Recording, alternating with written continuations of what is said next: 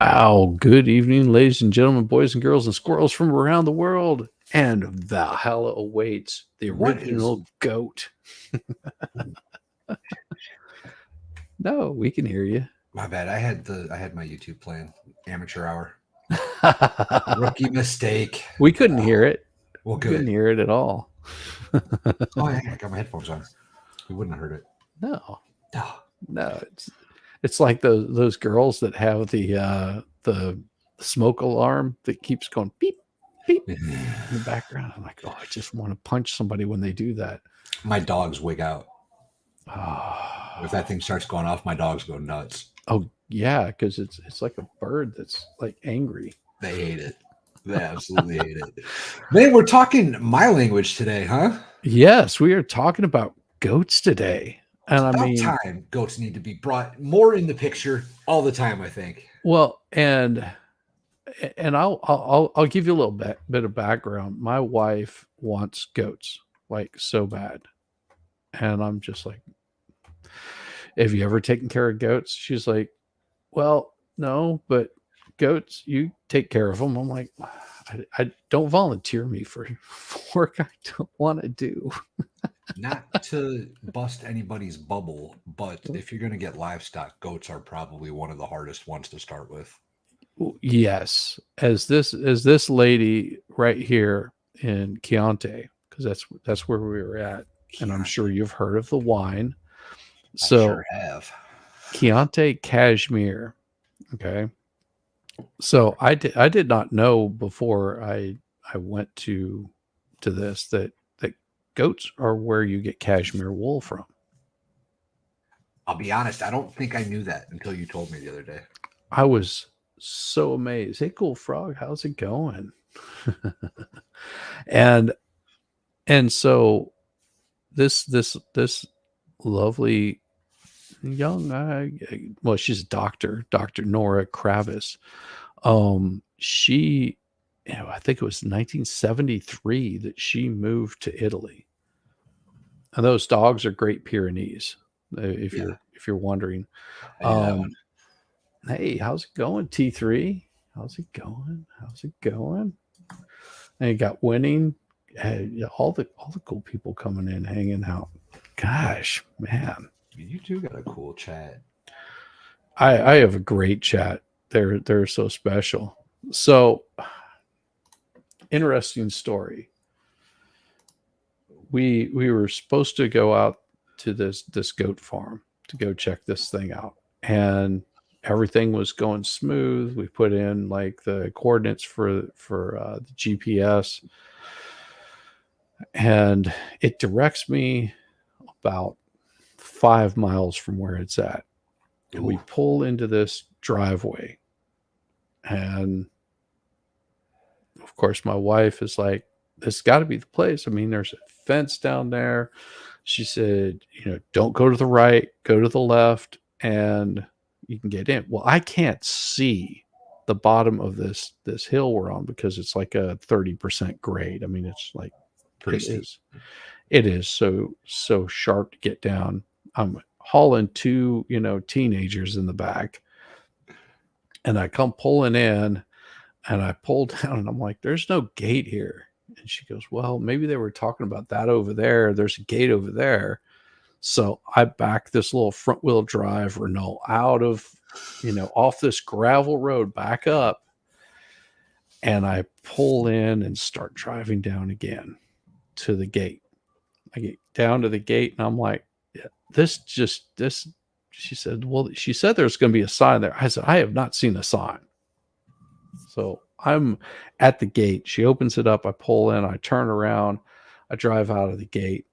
And because it's a little front wheel drive Renault that has automatic, traction control that you can't turn off, I get this thing stuck in mud. Oh no. And we're not talking a little stuck. We're talking, I can't even make it up the hill because as soon as the wheels start spinning, that the traction control kicks on and the wheels start turning real slow. And I'm just like, we've got to get somebody to pull us out. Somebody with a tractor. She's thinking tow truck.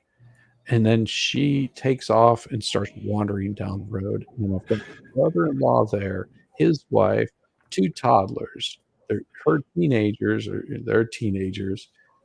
My wife, and they're just like going, "What the hell?" We got to get this thing out of here, and tractor's going to be able to get it because it goes down and it's got this curve. So you're getting down to the bottom of this thing. And my brother-in-law walks over with like a 2x6. It's like maybe 4 feet long. He goes, maybe you can drive up on this. I was like, I need a hell of a lot more than that thing. That is not going to do anything.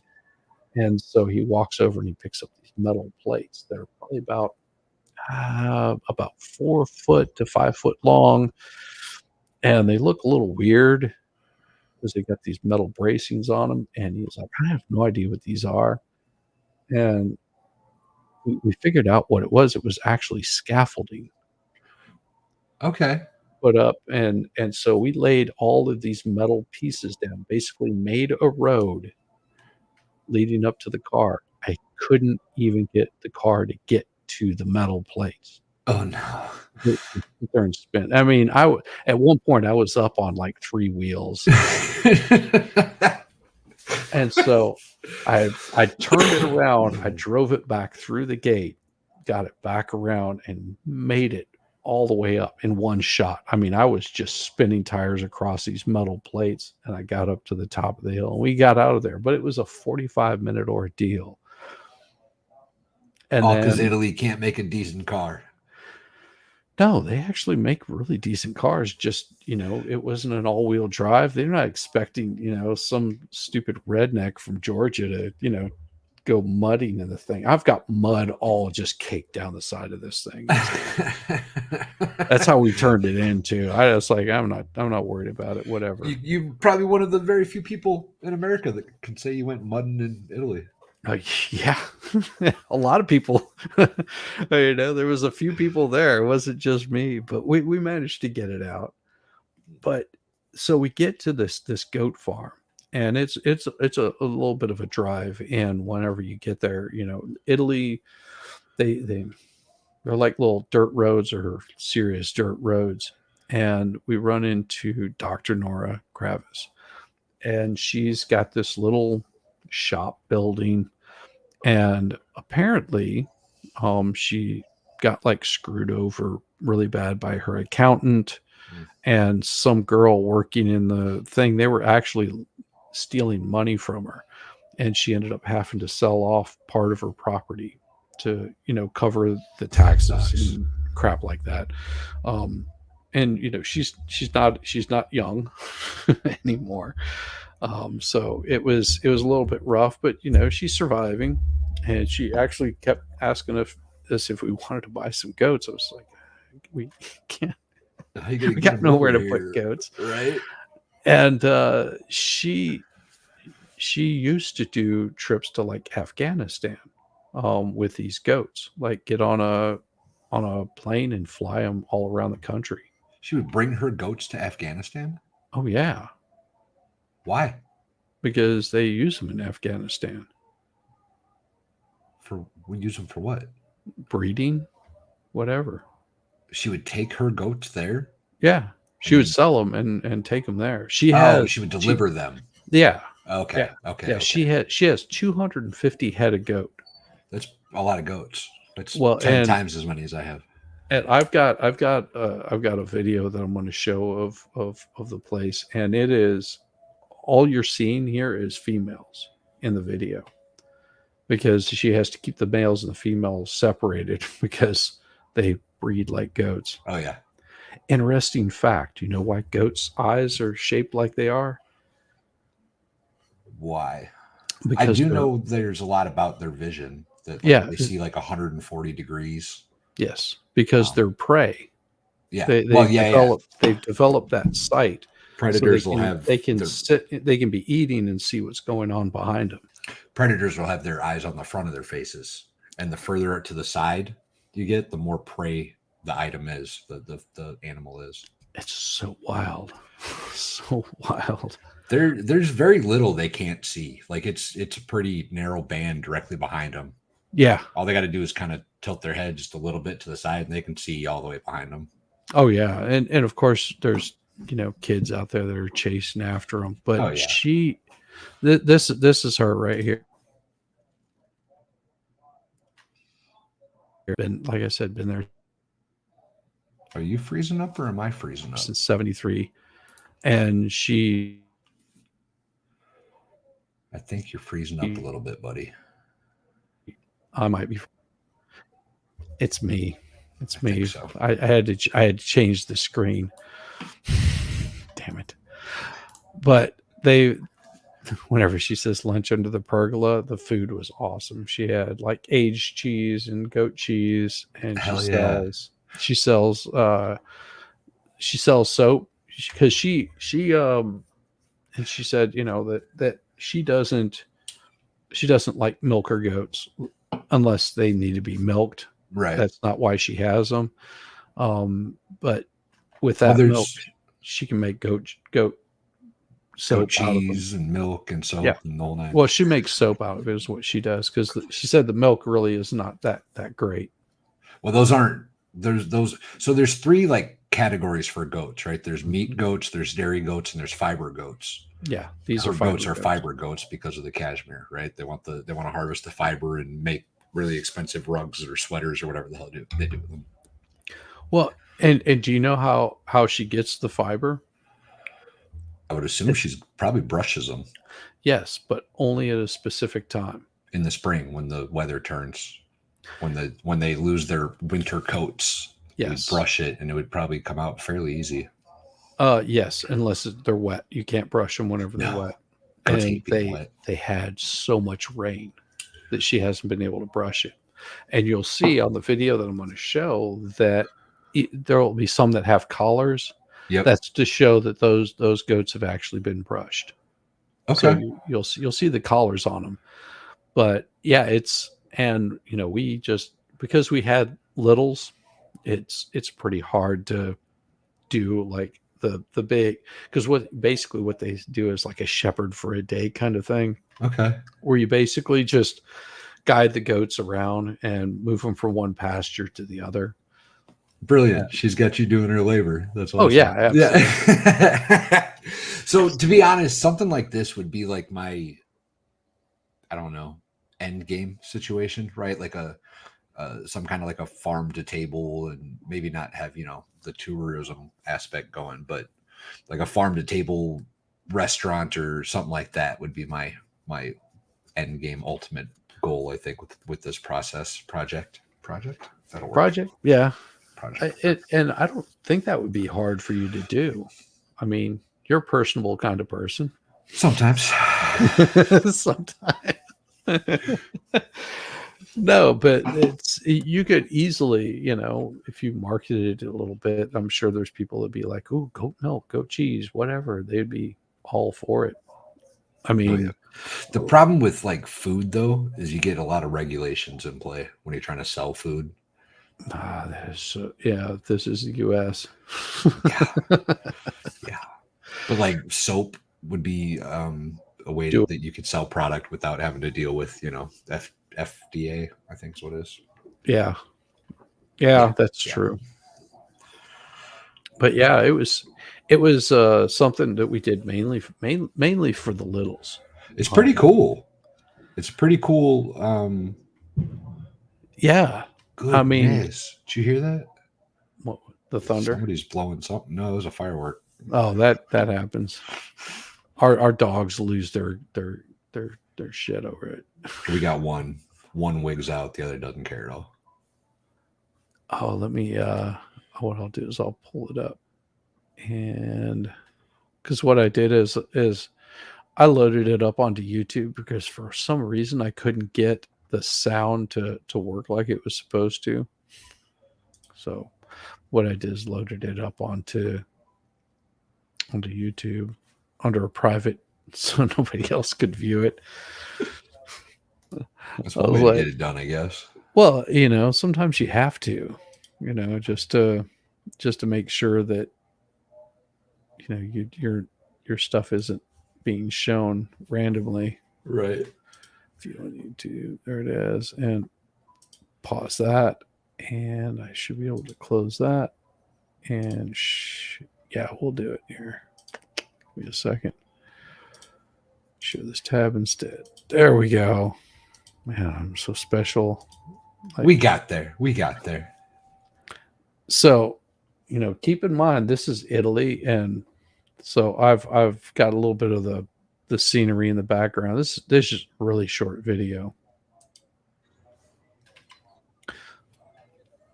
So this is her main pen, and she actually had one of her Pyrenees, and I'll pause it whenever he gets there. That, and I'll give a little bit of background here in a second. So what you see over here that's sort of hidden, there's one of her Great Pyrenees got attacked by wolves. Oh no! And they did a number on him. There's wolves in Italy. Oh God, yes. Okay, so if you look at you'll look out at this view and you'll see this wonderful view, which is absolutely gorgeous. But this part of Italy in Chianti, a lot of people, especially farmers and producers, left and went to the cities, and a lot of these farms just went into disrepair. Oh, this is the area where the Italian government's like at one point was paying people to come live in these houses, right? Yes. In these little villages. Yes. They were trying to bring in like a younger working class. So they were basically giving these houses away, and even in some situations, like giving a monthly stipend if they promised to do so many improvements or repairs throughout the course of a year. Yes. This was a really cool idea. I thought I was looking into it at one point, but because they've set abandoned for so long, what happened was a lot of deer moved in. And so whenever the deer moved in, they didn't have any predators. The predators moved in, which would be your wolves. And whenever they moved in, of course, people like Dr. Nora reaps the benefits of those wolves coming in. Yeah. Because as the deer population decreases, goat gets higher on the menu. Yeah. Yeah. And they are prey. I mean, oh yeah, they absolutely no doubt about it. So yeah, this Great Pyrenees got attacked by wolves. I don't think it was long for the world, but for whatever reason, Italy doesn't believe in putting down their animals whenever they're just like completely tore up. It's so weird. But yeah, there you go. There is the view. And whenever we asked her how many acres it was, she was saying it was a lot of acreage of her land. And whenever she sold property, the people that came in bought one of the houses that she had because this is a large area, like the main house that she would usually use for rentals. Because she just was forced to sell. She had to do something to raise some money. Right. And whenever they purchased that house, I guess they got in some sort of panic, and the laws are a little bit different in Italy. And at the very last minute, as they were coming in to sign over the paperwork, they added something to it that said, we want her to be able to use the goats for grazing anywhere she wants to. So she got like grazing rights. Yes, basically. That's pretty awesome. Which is very cool because it saves her from having to go and get, hay to feed the goats, and she can move them from place to place and really keep keep the area nice and clean looking, because she's very much into sustainability, which is pretty impressive. Actually, I'll show you pictures sometime of what my property looked like when we first moved in and what it looks like now that we've had goats for a couple of years. Just how cleaned up it gets. World of difference, bro. Yeah. It's amazing.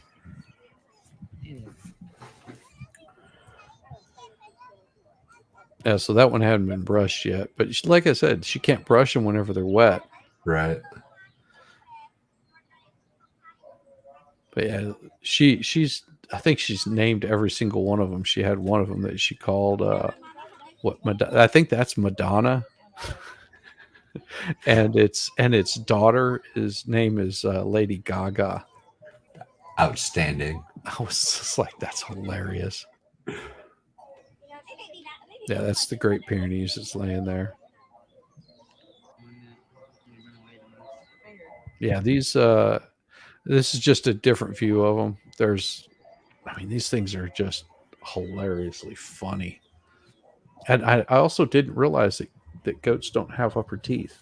No, they have a dental plate. Yeah. Yeah, they only have their bottom front row. There's like 6 teeth or 8 teeth or something that they get in the front. I didn't hear And then that. they have molars in the back that are really, really sharp. So don't ever let a little baby goat suck on your finger too long or too far. Yeah. So it'll tear you up, y'all. These, if you now take this into consideration, these Pyrenees, I'm 6 foot, and they easily could put their paws on my shoulder. Oh yeah, they're big dogs. Taller than me. These things are huge. They're big dogs. The real big ones can get close to like 200 pounds. Yeah, they're untrainable. That's what they consider them. They consider them an untrainable animal. I would like disagree. You can't domesticate these. Pyrenees? Great Pyrenees? These, yeah, they're like, yeah, we don't train them. They live their life in the field. Well, they're okay. So it's not that the Pyrenees are really smart dogs. You can train them. You can train them just like any other dog. Right. But the way that a livestock guardian dog lives is different, right? So these dogs will literally spend their entire lives in the goat herd. Yes. They will never leave the goat herd, and generally you don't want like people to talk or touch your guardian dogs. No. So if I were to have a guardian dog here, it would live out in the barn with the goats. Mm-hmm. And if people came to visit the goats, that dog would be isolated and wouldn't be allowed to interact with the other people. Rabbit's right. Great Pyrenees, they're smart, but they turn lazy indoors. Yes, they're really smart dogs, and they're generally pretty sweet if they're around people. But that's kind of why you don't want people to touch them, because you don't want them to be sweet. Yeah. Well, no, you want them to be guarding. I've actually we did I'll get into that later. It's pretty cool. But yeah, she had a whole bunch of them. There we go. Stampede.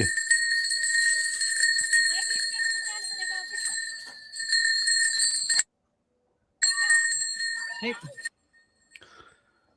So this was after we walked them out to a field. As you can see, I'm keeping the children pretty far at bay there, because they don't need to be on this.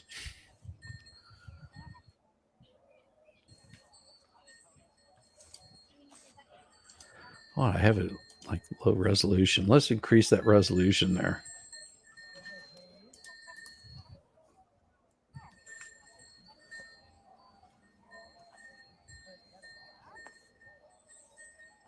That looks way better. Yeah, there we go.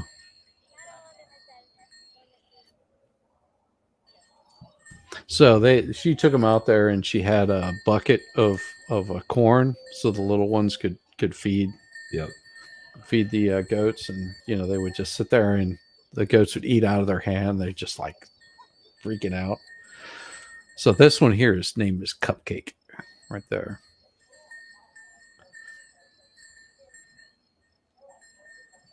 That's funny that you remember their names. Well, the only reason I remember Cupcake is because the niece liked Cupcake. He's got some cool horns, or she, I guess. Yeah, all females. A lot of places will do that for various reasons. Yeah. It's a lot easier to time your babies so they all happen at once than have them just spread out between 250 goats. Well, and the kids started chasing after the goats, and so she basically just said, here's a stick, and just wave it at the goats and they'll go away from you.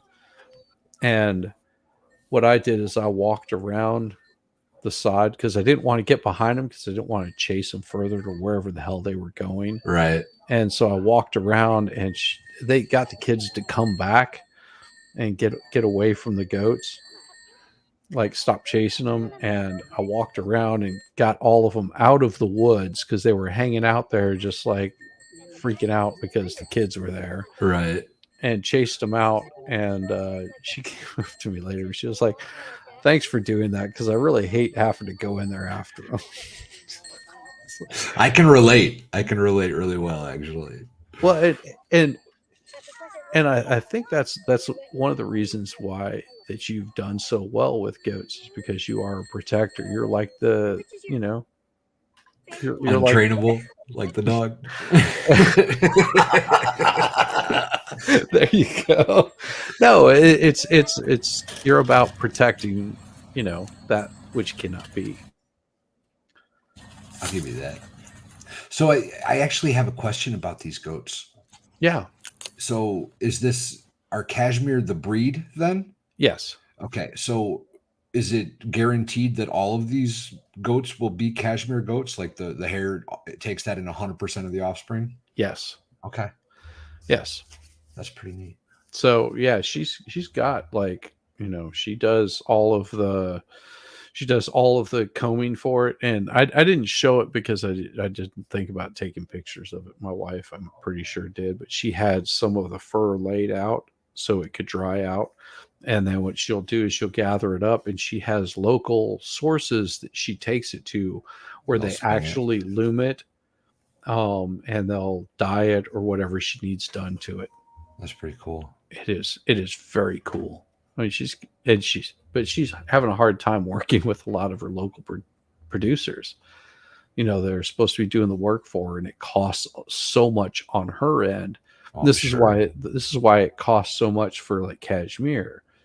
Is A small niche business or whatever, but it's also really labor intensive to clean all that fiber and then bleach it and then dye it and then spin it to yarn. It's a really lengthy process. Yes. Well, and also you have to understand that in Italy, this is very niche I'm sure. because cashmere is not from Italy. Where is it typically? Like the Middle East? Yes. Okay. Like Turkey, China, those kind of places. But yeah, That's so cool. It's not native in Italy.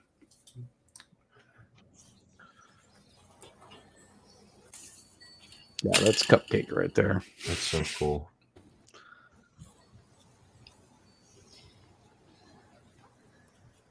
And they're eating oak leaves.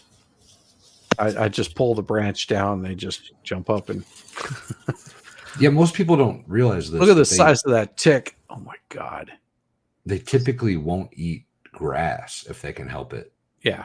Grass is their like least favorite food source. They'd much rather eat the broadleafs, the bushes, the trees, the vines. So you see the size of the tick on that neck right there? I do. It's like I didn't even notice that whenever I was recording it.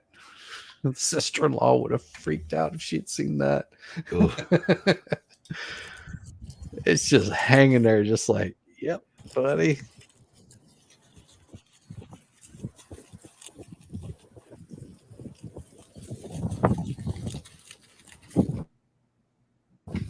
So cool looking.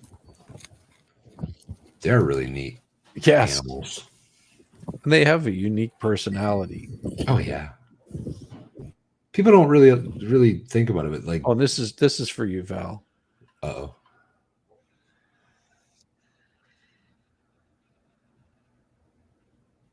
Oh, that's awesome. Yeah.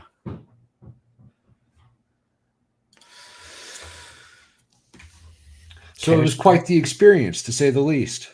I learned so much about goats that I didn't know before. You never asked me, buddy. You never asked me. No, no. I mean, it's one of those where you're just like, yeah, goats. Yeah, I think they're cool to look at, check out. But after spending, just not even a full day there, I think it was like a half a day, just sort of hanging out and talking and listening to her stories. It gave a lot of insight and how much she's actually done, in her community. This little small community, she hires people and has them come out, actually, teaches them how to herd her goats and crap like that. But she just seems so chill. Just, Man, I can, after seeing that, it's like, oh, I understand why Val is so chill with the goats now. try to be. Yeah, it's one of those where you're just like, oh yeah, we've got our goats. Everything's good in the world. Inner peace, y'all. Inner peace. Inner peace. They get your heart rate going, though, sometimes. No, I imagine do. so. Mine do. So, what has been going on with you? I did Italy, but you have been just like all over the place. Have I? Yeah. You're always all over the place. Well, I bounce around a lot. It's kind of the advantage I have with not really streaming on my own channel. Anybody that wants to stream with me, I got to be on your channel. That's how it goes. Well, you were on with Malloy last night. Dude, I passed out. I meant to come back on. Did you really? Yeah. So Malloy, for those that don't know, Michael Malloy's birthday was last night. So we kind of threw him a little internet surprise party. It was awesome. It was a lot of fun. And there was a lot of people trying to get in. So I jumped out for a little while to let some other people come in and wish him happy birthday and hang out. And I ended up laying down on the couch with Ms. Valhalla and passed out on. Woke up this morning on the couch. I was like, "Ah, I'm a jerk." Yeah, I had I sent him an invite just because I had no way of getting on. I was going to come on and say hey, but I just didn't have any of his information. And I didn't want to reach out to any one of you guys and say, "Oh, give me the link. I'll jump in." Grandma's house hit me up and was like, "Hey, come on, she organized the whole thing." Yeah, he is so hilarious. He was having a blast last night. Yeah, Caitlin's. Yeah, I watched the rest of it this morning. What did I missed? I saw the excitement that took place after I left. He ended the stream and then started another one like 15 minutes later. It was all sad because he didn't have anybody on panel with him. Grandma jumped in. He had like 23 people on panel, y'all, over it was a long stream. It was something like 7.5 hours. And he had like 23 different people on panel. So he gets off, goes to lay down for like 15 minutes, and then starts a new stream, and he's all sad because nobody's on panel with him. So Grandma's house jumped back in and yelled at him and made him go to sleep. Go to sleep, you old man. Oh, it was hilarious. It was hilarious. Oh, yeah. I was doing a wonderful show with Winning last night, so I couldn't hang out very long. I had to head out of there, but it was. I think Flux did a show last night with Vice. It might have been the night before. I don't remember. No, I did think one last Zachariah night Anderson stream. I guess Chandler posted. They raised a bunch of money doing that. Good. Yeah, they got like $3,400 or something, if I remember right. Yeah, hours. I think he got done wrong. Oh yeah, man, Kenosha's dirty. Stay out of Kenosha. Jeez. I was like, what in the hell is going on? Get wrecked, Gravely. Yeah. That dude's horrible. He's doing his job. Well, and you're not wrong, necessarily, but you know, there's the spirit of the law, and then there's winning cases, Yeah. and he's out for one of those, not the other. Yes, I would agree. For 4,002 hours. Look at that. Awesome, Damn. awesome. That is awesome. Yes, we had a blast. Awesome. And Rabbit was working the stream last night. Dude, Rabbit's been on fire lately. Rabbit is a beast. I don't know how much she did of Aussie's 24-hour stream. All of it. The entire thing? The entire thing. I couldn't even do that the first time. The first time I think I did 16 or 18 hours with him modding, but I didn't even try the second time. I was like, I can't do it. The first time I was on for like the last couple of hours that he was on. I was hanging out, and I was like, well, let's see if we can keep the Australian awake to push through. I'm glad this second one was awesome. Yes. I'm glad it was good. He was so disappointed with the first one. Yeah. Yeah. It was his timing. Well, there's a lot of tech issues that he was getting frustrated with, but that was the first time I was ever on stream. So glad it went. That's right. That was where I met you. Yep. I forgot all about that. Yeah. That was our first stream, and we did it together. Aw. Look at that, Shizzy. Oh, here, bring it in. Bring it in. Get that. Oh, that's funny.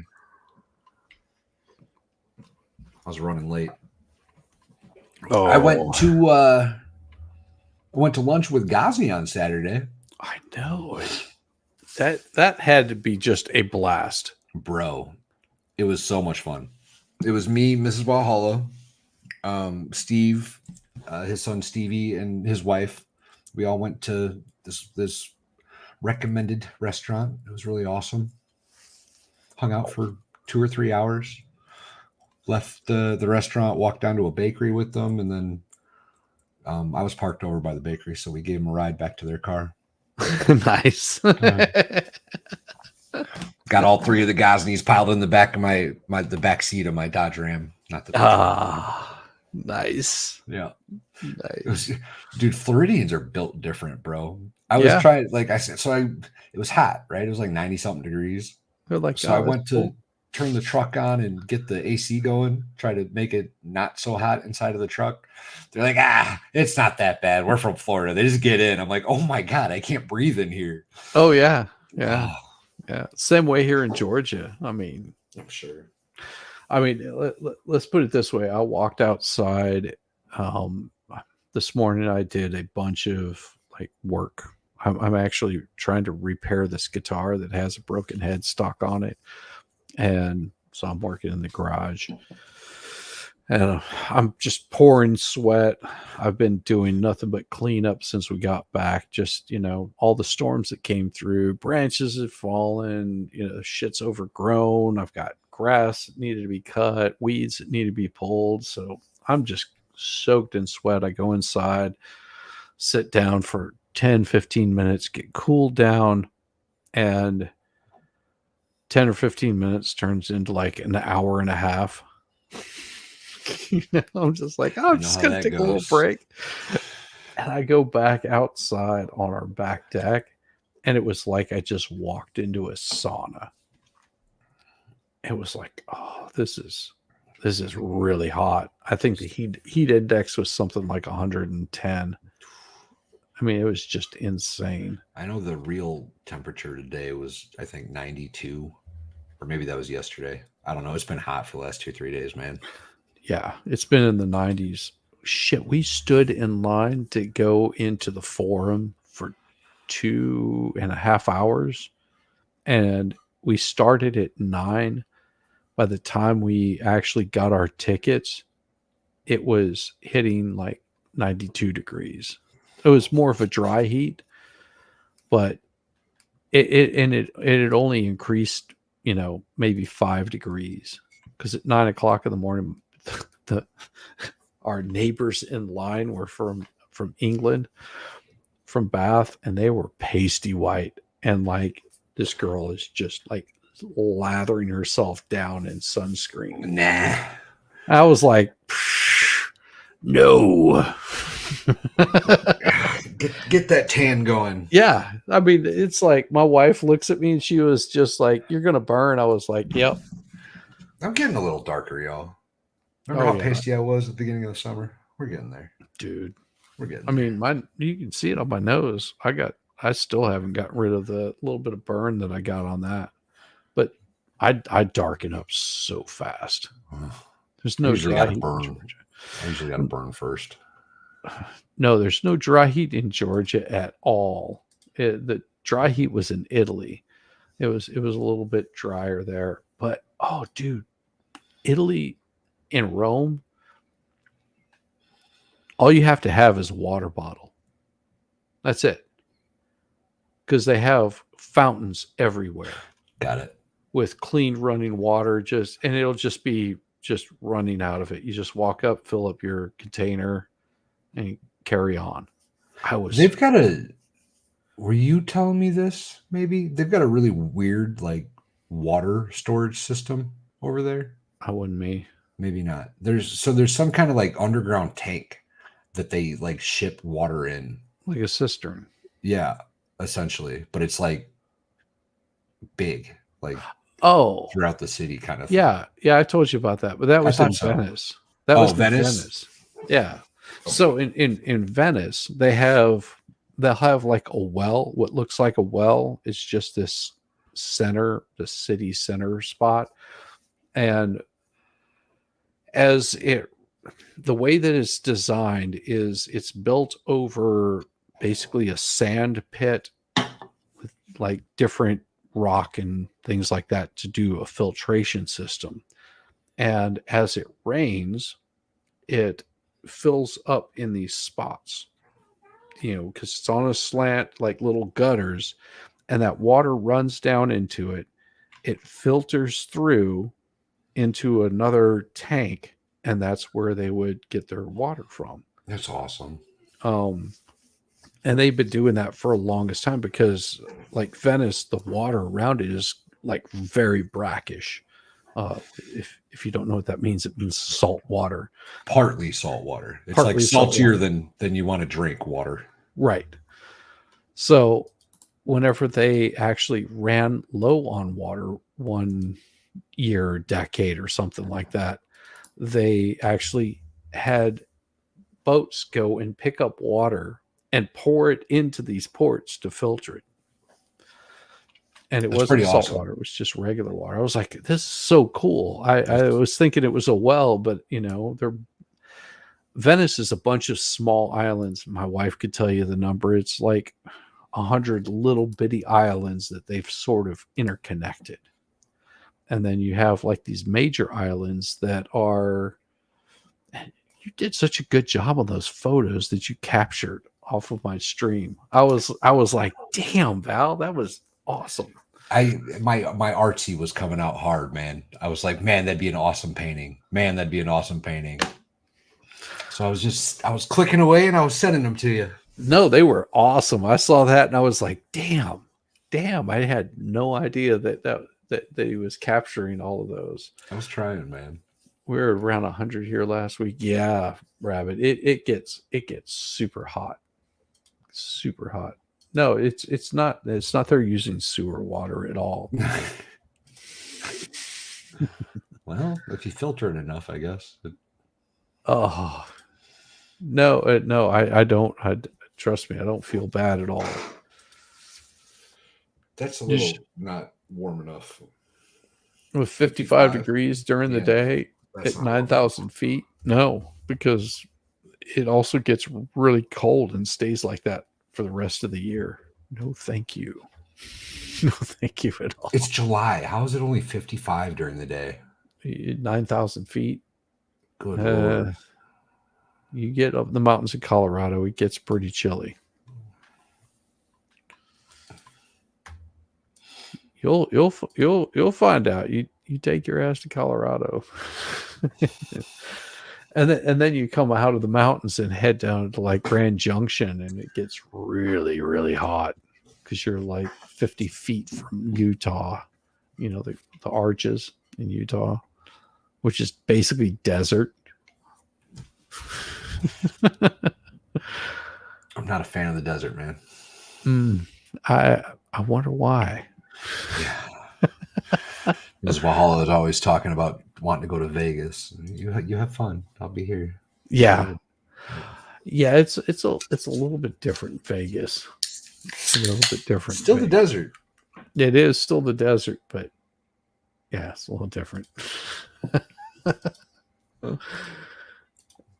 There we go. They're so cool. Yeah, I just learned so much about them.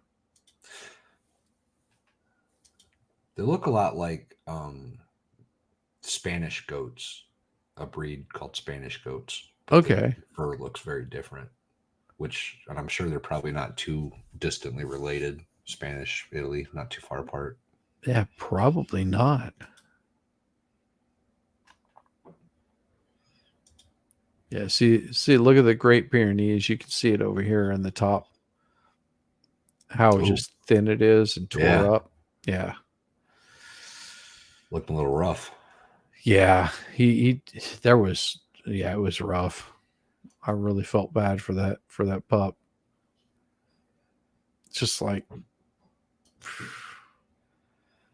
he would just lay there. It's like healing up. Hopefully he made it. Well, one can only hope. Right. So this is that little wooded area that all those goats had gone into. And I just walked around and got on the other side of them over here, and they all ran back out. There they went. Taking off. So this was one of the villas we stayed in. Oh, wow. And this is the main house. There was actually 3 structures on this property. And they really interesting story. So main house, this upstairs part you can't access because I guess it's the owner's. It's like locked up. But there's a bedroom here, and there's a bedroom here, and there's like an indoor sauna and like heat shower and all this kind of crap up in this upper part. So, and then there's a kitchen on the back side of this house. There's a pool over here. There's a tennis court on the back side of the building I'm standing in, because I'm in like the guest house, which has like 7 bedrooms or some crap like that. I mean, this was a massive piece of property, and we figured out that the property was probably built around 2016. Really? Yeah. Yeah. Whenever they had like metal brackets to hold things in place, it was like, yeah, this is a little new. Just a little new. Gorgeous though. This property is owned by was owned by a Dutch politician. He used to fly a helicopter into this place. And somebody bought it from him for like a couple million. A couple? Yeah. I'm like, geez. Yeah. Had it not been for family, we could not have afforded a place like this. And that view, this was my view from my bedroom balcony. Like I would walk out on the balcony, and this was my view. That's pretty awesome, man. Yeah. Yeah. It's pretty awesome. So beautiful and so remote too. I do like remote. So these are in Italian cypress.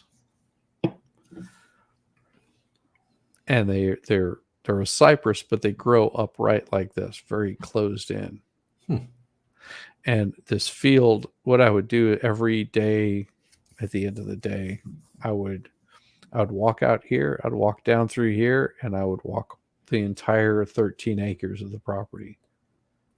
Just a big loop around and right back up over here, and then go to sleep. My fat ass needs to lose some weight. Walking those hills is no joke, man. No, it is not. Hey, Melissa Jane, how are you Hey, doing? Miss Jane, how's it going? Good to see you. Well, and I picture you've got a good view like this from where you're at also. Not quite, not quite, but not too far away from me. Most of my view is obstructed by my woods, my trees. Ah, But in the winter time, you can kind of get a little better view of some of the mountains around me. so how much do you have that is actually wooded? Well, so this is all strictly guessing, right? I've got probably somewhere in the neighborhood of like 4 acres that are woods, Okay. something like that. Maybe a little more. Well, Maybe a little more. there's a way that you can actually make that a little bit profitable. A lot of times you can get people, depending on the kind of wood that you have growing in there, To that'll log come it. in and clear a section of it out, and you can tell them how much you want to have cleared out, and they'll pay you to come in and clear it out because The what problem. Go ahead. they're looking for that sustainable wood Yeah. that they can actually build houses out of and crap like that, and then you you let that grow up, and it might take 10 years for it to grow back up, and then you trim out a whole bunch of others. Well, the problem with owning goats is that once, like, you won't ever get saplings to grow to maturity if you have goats. What's up, expert? How you doing, buddy? Oh, that was what this lady was talking about also. They actually passed a rule there, that if you cut down wood for firewood, that you cannot allow any goats or any sort of grazing on that property for like the next 10 years. Wow. Like, I mean, that's like law. They will come and arrest your ass for doing it. Like, ooh, or heavy fines, I guess is more like what they would do. But yeah, that's one thing that the EU had done is whenever they came in, they wanted everyone to tear down all of these terraced walls. So they tore down all these walls. I thought you said terrorist walls. I was like, No, tear down all of the terracing that they had done for the walls, and like the way that they were doing it was very sustainable, and it also cuts down water flow and helps the environment quite a bit. And because they were paying them money to tear down all this shit, they were just like, sure, we'll tear it down. You're paying us money. And now the EU has come back in and said, yeah, we need you guys to build it, and we'll pay you to build it back up. It's just Government spending at its finest, Joe. They're not too smart. Unlike this lake right here. So this lake was created around the time of the Troglodytes. I want to say I could be wrong on the enunciation of that. So this is it very early on in Rome, or Roman, like whenever the Romans came in and went after the Troglodytes, they dammed this up. So this thing is older than Jesus Christ. This lake. It is a man-made lake, and it is such a great swim. Like, yeah, you will never and there's like 4 islands on it. So this is a massive lake. And there's three islands. The big island, the medium island, the small island. This right here is, I think, one of the smaller islands. It has no electricity, no running water, and there's a resort here and a castle. Oh, that's cool. But there's no electricity that goes to it. Does the resort have electricity? Do they Nope. run generators? No. Nope. But we did a little boat tour, just like a little pontoon boat, and actually did some swimming in this lake. The water is so clean. I mean, we're talking clean. And there was flamingos, cranes. They get that far north? I I don't thought they were know. from Africa, but I guess I, it's just across the sea, so it wouldn't be that. well, they might have been brought in. I don't know. Well, that could be too. That could be too. Oh, we were talking with one of our tour guides. What was it, Claudia? Yeah. Claudia said that got um, she's got a her house is in a castle that was built in like the 1900s. Like where she lives is in a castle. Must be nice. Not really. I mean, the amount of extra work they have to do, and this is like the outskirts or around that particular lake. But you look at it and it looks all green, but she took a clear glass, dipped it into the lake and held it up, set it down. No sediment, no nothing. It just looked like regular pure drinking water. And she was like, "Yeah, people still drink this water here. That's pretty awesome. They don't filter it out. They just drink it." And I'm like, Not okay. recommended. Not recommended. Well, and this castle, I don't know if I got any better pictures of this, but this castle was owned by this lady that the Italian government, I guess she didn't pay her taxes on or whatever, and the bank owned it. Is basically, what do you call it? Foreclosed on it. There you go. They foreclosed on this property, and somebody came in and purchased it at a foreclosure sale, and you'll see the scaffolding there, and they're rebuilding it, and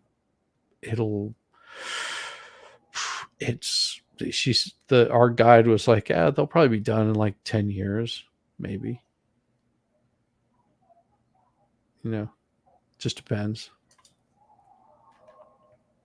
But yeah, That'd be pretty awesome though to live in a castle, man. Yeah. Yeah. We actually viewed some pretty cool castles, and not as many as we did in England and Scotland, because there's some pretty cool castles in England and Scotland. But yeah, that's just everybody has their clocks. That's so cool. And we cruised around this lake. That was like we would do like these wonderful day trips, and you've got like an entire family doing these like day trips in another country where you can't speak the language. Right. I mean, this little boat tour was like a 3-hour tour, and after the 3-hour tour, everybody was like, "Damn, that went by fast." 3-hour tour. Exactly. That's what I was sitting there singing. I was just like, "Oh, great, we're going down, aren't we?" So we were talking with our guide, and I guess this up here that's happening isn't normal. And you'll see the white ribbon across his shoulder up here at the top. That's like the mayor is having some sort of ceremony with some constituents. This mafioso is having some sort of ceremony. Yeah, pretty much. But they had something going on. But that's a zoomed out view of the castle. I had to zoom in really close to get that picture. That was them up there, but that's like this castle just sitting there. Oh, these are the birds they have. Seagulls. Love their rats. We saw a couple of the cattle egrets and the gray herons, but some of these, we saw. We have blue herons, not gray herons. Never mind. Yeah, you have blue herons. Let's see, all of them just hanging out in the trees. In France, these trees would be like completely bare because of all the bird poop. Yeah. And their diet is very acidic, and so it just like destroys all the foliage.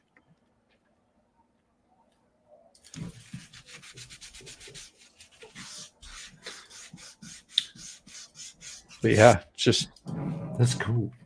and there's the kind of fishes that they have, the fishies, Why are some of them X'd out? because they're gone. Like that's a trout, I believe. Not sure what that one is, but these are a type of perch. This is a carp.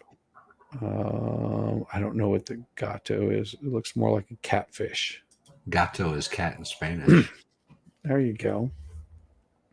So this is a couple that were out here fishing, and we stopped by, said hi to him, gave him some water or Coca-Cola, I think it was.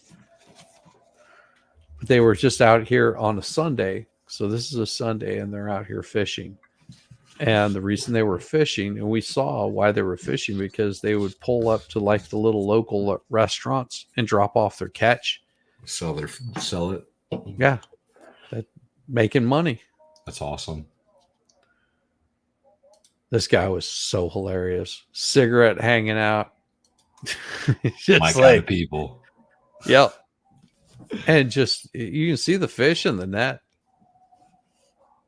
He's just catching up a few fish. He'll throw in. This cooler had ice in it, but it had I don't know, anywhere from 50 to 100 fish in it, just piled up in that cooler. And that was only half of them, because he had stored another one of these coolers on another location that he was going back to pick it up, because he couldn't haul all of this around in his boat. And that bucket is filled with like fish. Yeah, it was a good day for him and his wife. And they were just absolutely hilarious. Now there's a closer look at the castle that they were refurbishing. That's so cool. Dude, T-Rex, 50 miles outside of Indianapolis. Oh. Since 8 p.m. yesterday? Yikes, bro. Dude. Yeah, we'll drink one to that. Yikes. What are you drinking tonight? You got the Yingling? Yingling. I have got my Yeti cooler, and I am drinking this. I always drink this whenever you're around. Backwoods bastard. That's awesome. Makes perfect sense.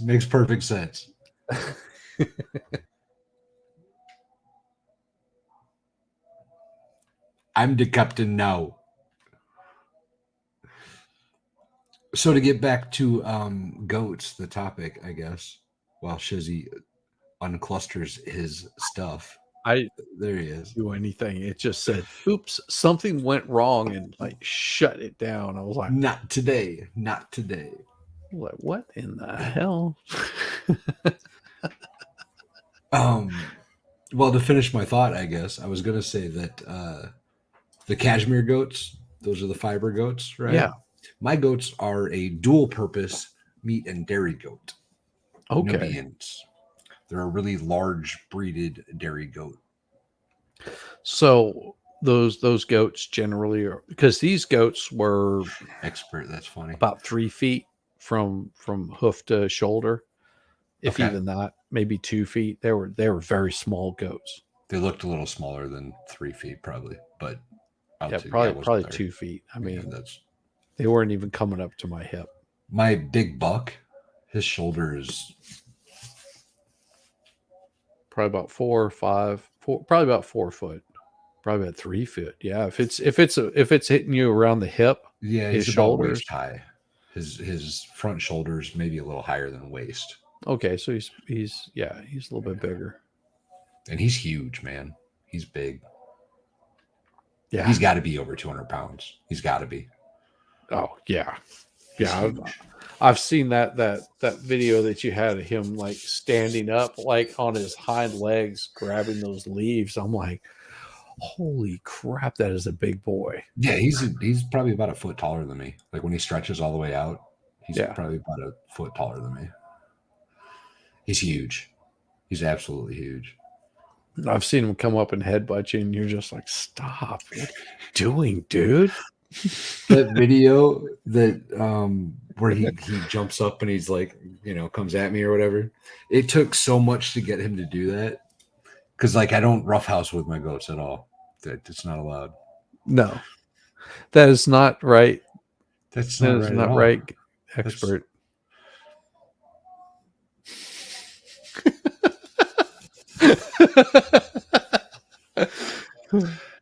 Better luck next time, expert. Better luck next time. He feels so left out. Talking to us the truth. Only you get me. Oh goodness. So Rabbit, her goats were pygmy and Nigerian cross, and they were knee high. Those are little goats. Those are really small if they're only hit knee high.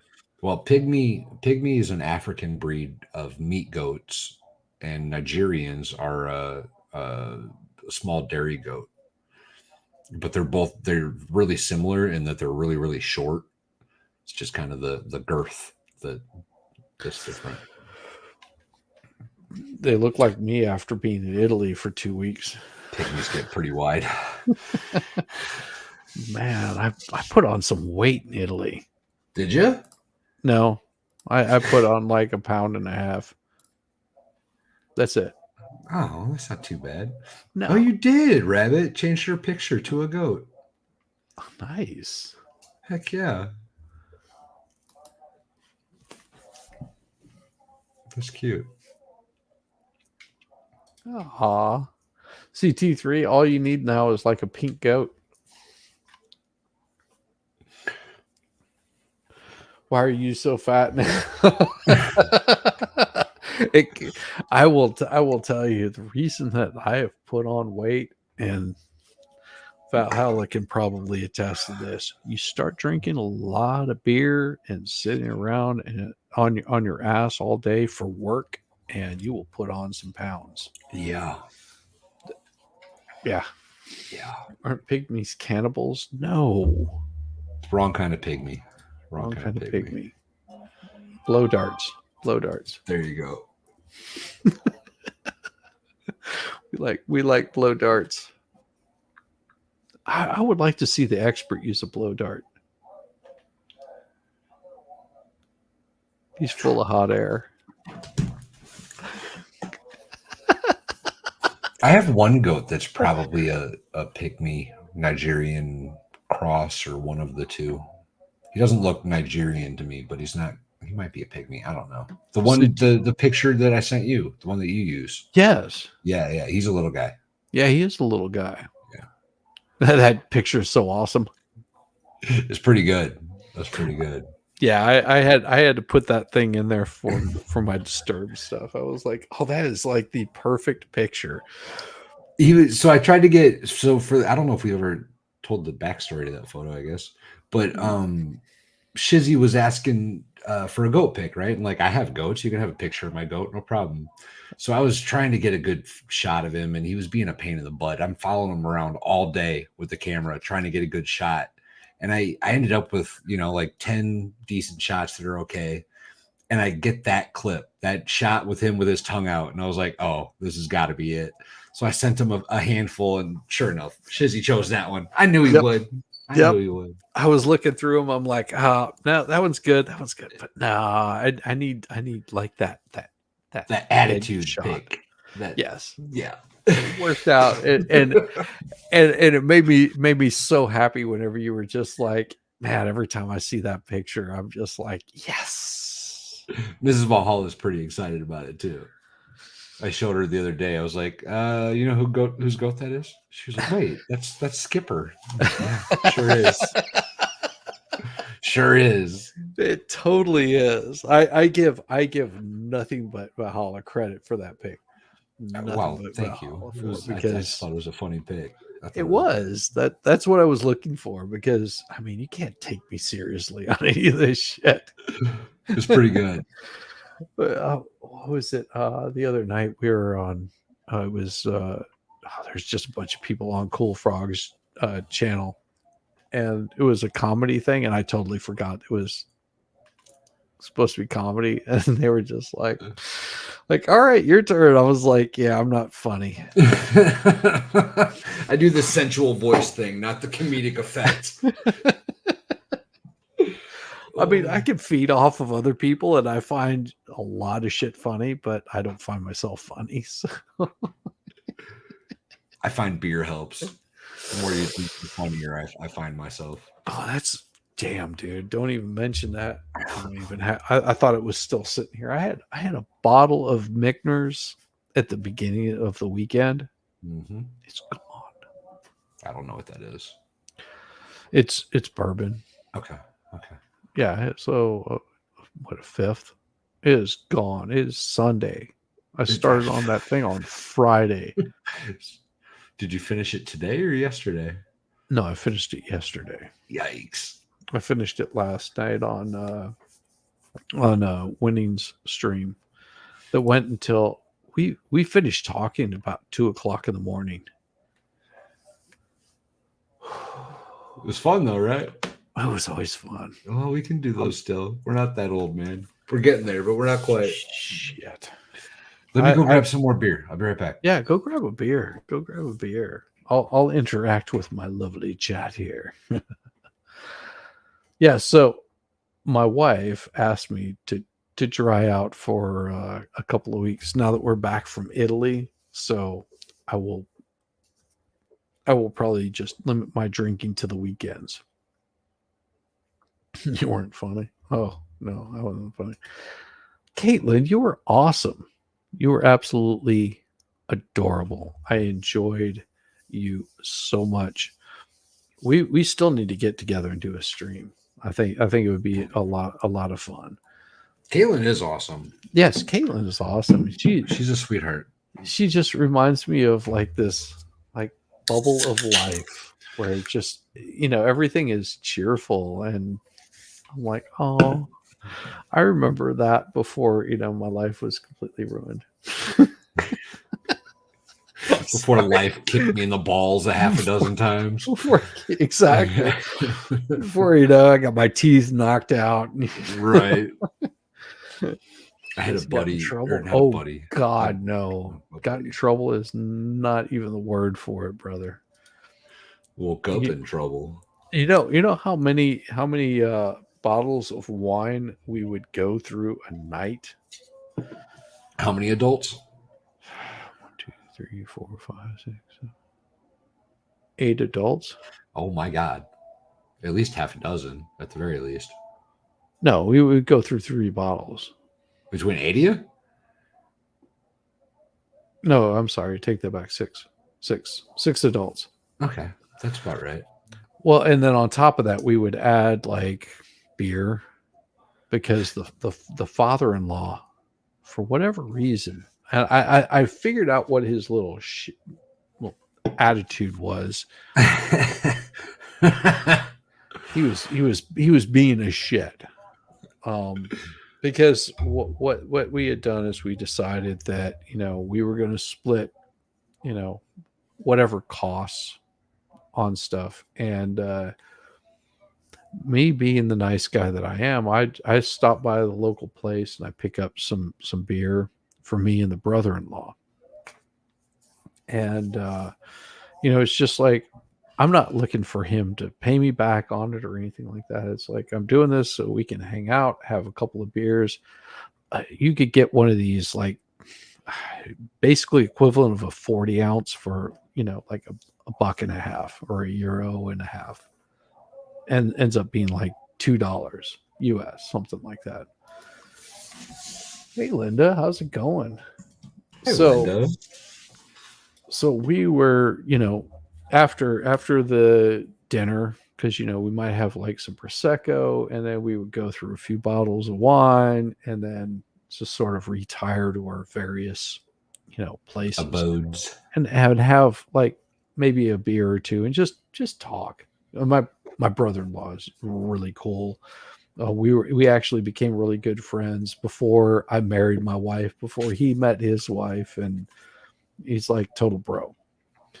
So, we just get along really well. We can sit down, have a beer, know that everything's going to be cool, no weird shit happens.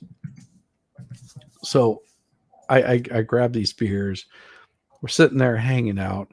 And my wife comes to me and she says, "Yeah, my mom sent us a bill for the wine or whatever that they picked up. She's like wanting to split this wine 3 ways." I was just like, "That's cool." She says, "Yeah, but it's not wine that we're drinking." Like, I was like, "What are you talking about?" "Oh no, like father-in-law has picked up extra wine and he's throwing it on." Father-in-law better be paying for it his damn self. Yeah, that's what I said. And it was just like, "Well, you did have a glass out of it." I was like, "Oh, you serious?" So I drink a glass of prosecco, thinking that it's like part of it, and now they're throwing this tab in there. I was like, "All right." Oh, I was like, "All right." So and before she had told me that, I actually took like 3 beers down because I was like, dude might want to get a little thirsty. He's in a separate house. I take a couple down there. I'm not looking for payment on it. right. Just like set them down there, and See, that's it was just doing these little needling freaking things that were just like just come trying on, to get man. somebody pissed off. And me and the brother-in-law were just like, you know what, fuck him. We're just not going to deal with this bullshit. And at one point, we were talking. I was like, I really want to call him out on his bullshit because I think he's doing it on purpose because he's just that, kind of sadistic asshole.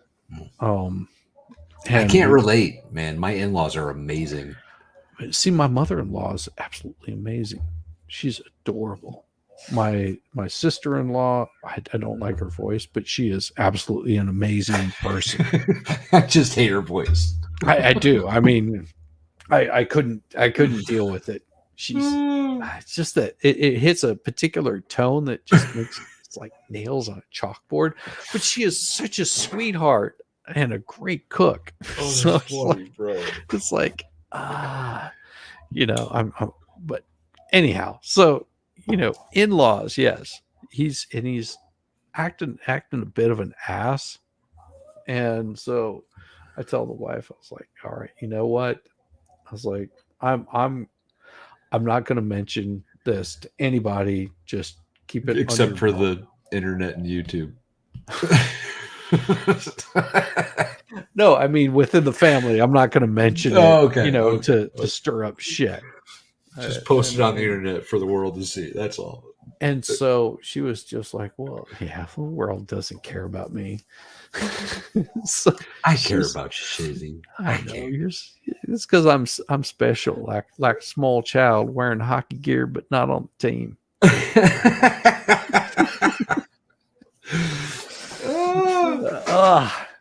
Yeah. So he started in with this, and so I told the wife, I was like, "Well, just next time she sends you one of her little bills, because the mother-in-law would send these off." And I was like, just mention that we've added some beer in there, and it got crazy by the time that we left. Everybody's just adding all kinds of shit. Oh God, there were like more beers than we could possibly drink because the father-in-law decided to go out.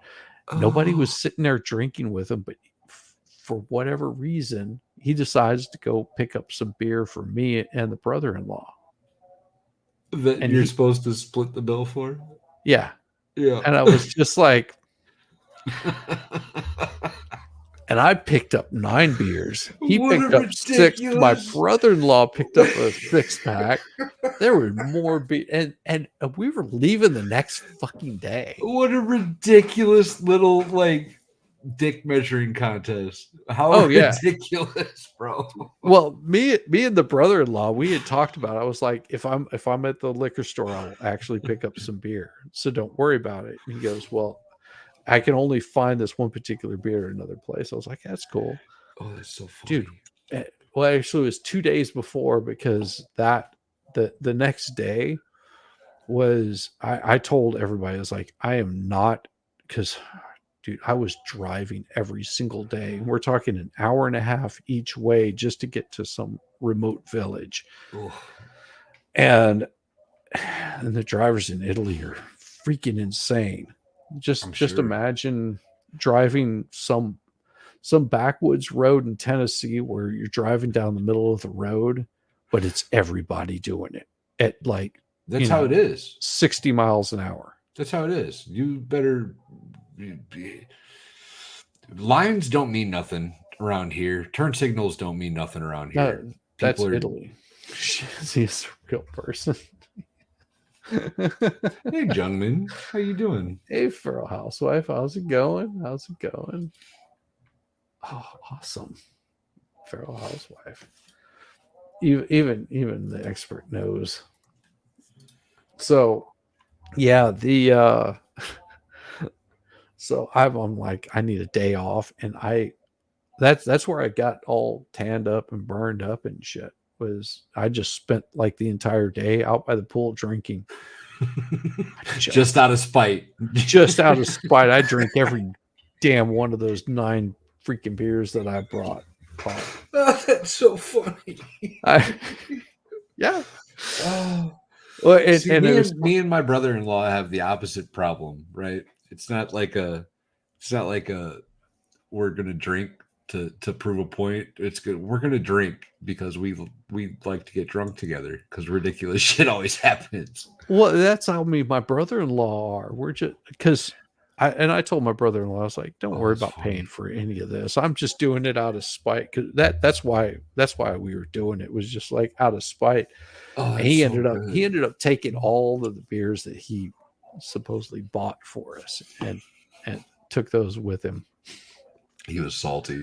Oh, he was very salty. But you also have to understand, this is a guy that was talking about divorcing the mother-in-law, like during her trip to France, like right before that shit happened. It was just like he started like visiting divorce attorneys. What the hell, man? Dude, he's a fucking kook. Of course, he worked for the CDC, so whatever. Yeah, I have very, very little good feelings towards this guy. So, but I'm always try to be cordial. You know how it is. You get that in-law where you're just like, that's how you got in trouble. Spite drinking. Yes, absolutely. Yes, I got my ass in trouble. Back to my story. So that my wife, whenever we get back, she says, okay, you need to cut back. I'm like, yeah, I probably do. So, yeah, I can only drink on the weekends now. I got my ass smacked. Ooh, you got rules now? Yeah. No, I made most of those rules for myself. But that a boy. Good. She said, are you going to continue like you were? I was like, no. Hey, vacation drinking's a thing. That's okay. It is. You can drink all day, every day on vacation. There's nothing wrong with that. Yeah. My wife was so worried. She was like, oh, I'm going to be putting on so much weight. She gained like half a pound. I was like, I need to figure out a way to stabilize this a little better. It's kind of bouncy. Is it me? No, it's anytime I like. Yeah. So where do you have it? Like sitting on a tabletop? It's a big L-shaped desk. Are you near a wall? Yeah, there's a wall right in front of me. I probably need to mount it on the wall. Mount it on the wall. That's what I did with mine. I've got it mounted. But that's going to change the angle, though. So I gotta look at it. I don't know. Women like the angle of the dangle. Hey yo. Well, and the way that I've got mine set up is I actually have a monitor here. Monitor there. I have a monitor there. And I have it right there in the center. That's why it always looks like I'm looking in weird places. Well, that's actually a little more that way than it's supposed to be, I think. Well, maybe not. I don't know. I just need to clean up. There's so much shit I got going on back there still. Yeah, see, but the women like you. Well, that does help, I guess. Yeah. It's that manly man beard that you have. I need to put this. So this is an aquarium. It's a 125 Okay. gallon aquarium. Yeah, that looks about right. It is. It goes all the way to the wall. Yeah. So I have 2 turtles that are going to go in it, and they're ready to go. They're big enough now that I could put them over there. I just got to get off my ass and build a stand and the light set up and the whole. So nine. you're gonna build the stand behind you, or is Mhm. that dedicated? It's going to be right where. So this is a TV. It's a Yeah. broken TV because I'm white trash that way. Yeah. But the tank, it's sitting on the floor right now, and I'll put probably a 1.5 foot stand underneath it, which should bring it to like Yeah, about there. here-ish. Give it So a there'll little bit of light. 2 cool little turtles swimming around back there. Well, and then you can also like get like a turtle cam. I actually posted a video of those turtles swimming. It did not do so well. Yeah, but if you have it on there just randomly showing like 24/7, you could just make have that a work. 24/7 stream of the turtle swimming. It would be a lot easier than a goat cam, Well, which yeah, I'm still going to try to make that happen. Goats will just eat the damn camera. They're some sick bastards. Comment. See, look, Sean D said commented on the fish in there. Appreciate it, buddy. You should make a Lego diorama and put it in the aquarium. It keeps the dust off. Yeah. I need to probably. So I've got. I have like most of the Star Wars heads. Oh, okay. Right? I've got like all of them, I think, but they're all sitting here because 100% bullshit. Is that a stab at me? I feel like that's a stab at me. No. I'm not wearing any pants, dude. I don't want you to see that. Well, in all fairness, I'm not either. That's why I turned off my camera. It's hard to see. Okay. So you got the Stormtrooper helmet. Oh no! I broke out. Oh. Got the Stormtrooper helmet. Let's see. Maybe that helps right there. Oh yeah, you got the Boba Fett. This isn't Boba Fett.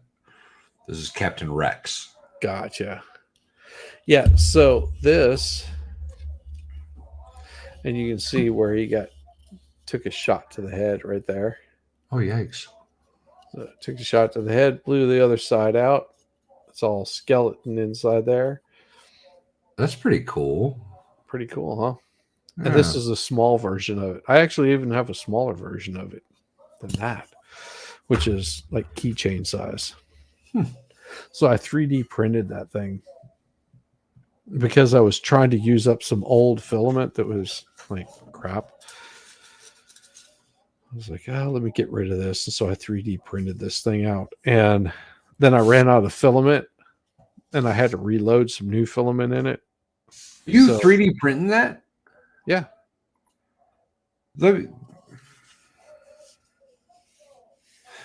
I couldn't see it very well with through the stream or whatever. Can you? Let's see. Hold on just a second. Find something to put behind it. Here, I'll just do that. Dude, I want one. Do you want a full-size helmet? How much? Which one's the full-size one? Full-size helmet would be the size of your head. Yeah. Maybe. I don't know. Let me get back to you on that. Because I've got a skull thing. I don't know if people know this about me or not, but I have the skull thing. Yeah. And that's pretty dope. Yeah, that is an amazing, amazing piece.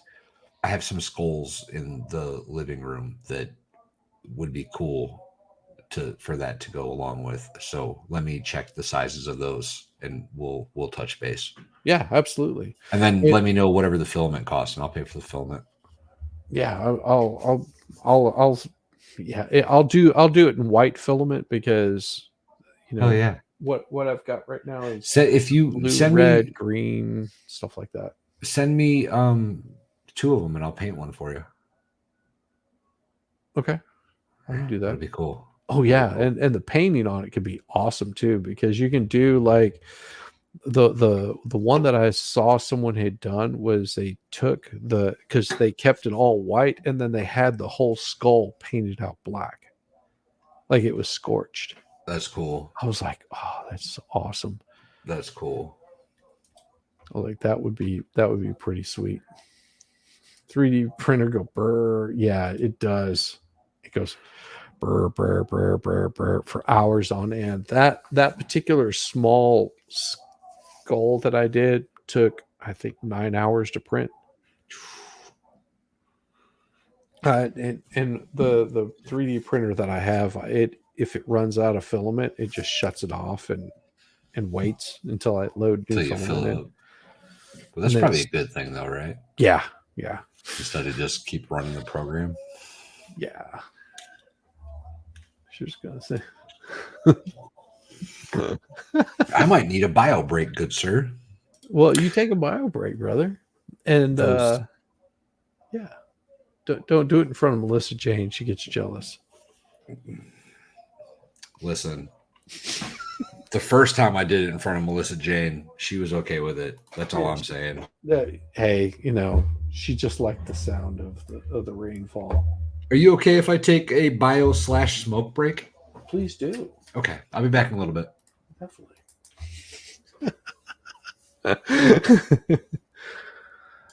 Oh, which 3D printer do I have? I actually have the Prusa. I believe it's Checkmate. Yeah, Prusa. Really good 3D printer. And you can 3D print all the parts for it on top of that. So if part breaks, easy replacement. Post Amazon list for wigs and costume. Yes, Rabbit, you are so right on with that. She does, because that wig she did with the face filter, that was pretty awesome. I got a kick out of that one. I don't think so.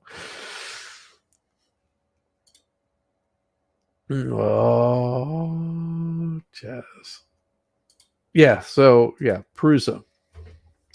It's a good printer. It has done me really good prints, and the plate for it is removable, so you can pull that stuff up, give it a little twist, everything pops off out of place, and you're good to go. I had a mono something or other that was horrible. It was a horrible printer. I ended up getting a glass bed for it, and that was better, but like parts broke down after just a few months. Yeah, I can do. Said expert link. Just spent $340 on groceries. Oh, that's like, it's like a monthly bill. Send the expert a link. Well, a link to what? Okay, you got to enter 3 versus 2. Neo trying to convince the missus for a bambo. Oh, okay. Well, see, I would much rather start doing some more of the resin 3D printing. Those are pretty impressive, and you get cleaner lines with it. Where's your 3D printer? I don't know if you can see it. Let's see if I can zoom in on that real quick. Give me a second. So on the back, you see how you get all these little lines and flaws that happen inside of it. So you get these lines and flaws. With a resin printer, you don't get those. It still layers it, but it layers it as a group. Yeah, why isn't the expert up there? I don't know. The expert's probably got to do a show of his own, The expert's awesome. The expert's the man. I mean, you guys should know this. We have to connect on Discord. I just got a new job with a law firm, so my schedules could be changing a lot. Absolutely. Hey, I am easy to find on Discord. and also my links are in Linktree, which are pretty easy to find. So yeah, definitely hit me up. And if you're having a hard time finding me, just reach out to Cool Frog and say, Cool Frog, send me send me his information. Cool Frog knows where to find me. So does the expert. Everybody knows where to find me. I'm usually like half drunk, naked, and drooling upon myself in a bed of despair and groceries.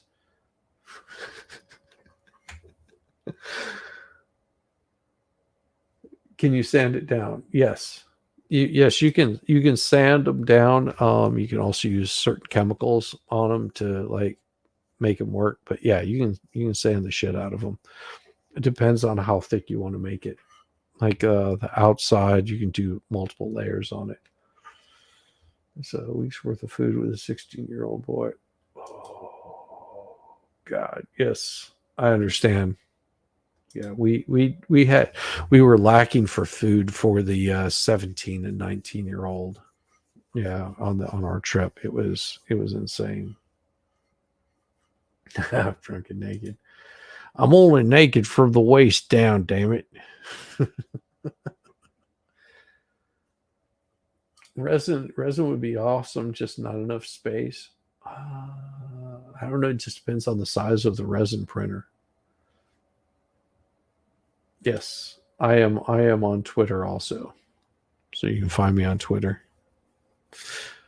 I'm pretty easy to find. Pretty easy to find. There's only one Shizzy Whiz Nut. If anybody else is trying to steal the name, well, good luck, because Shizzy Whiz Nut doesn't really care. I'm pretty easy to find, pretty easy to get a hold of if you want to. Let's see. I'll pull up my link tree here. Give me just a second. Then it'll have everything that you need. Bum, bum, bum. There we go. Link tree. Shizzy Whiz Nut copy. Boom. Yeah, see, Rabbit already pulled it up there. See? That's my link tree. This is why I have wonderful mods like Rabbit. They just come in, they swoop in like a golden eagle, just floating on the breeze, and they come in and just grab that little small creature and snag it up and say, "Here you go." Oh, Lefty, Jasper and Rose would be awesome. Just yeah. So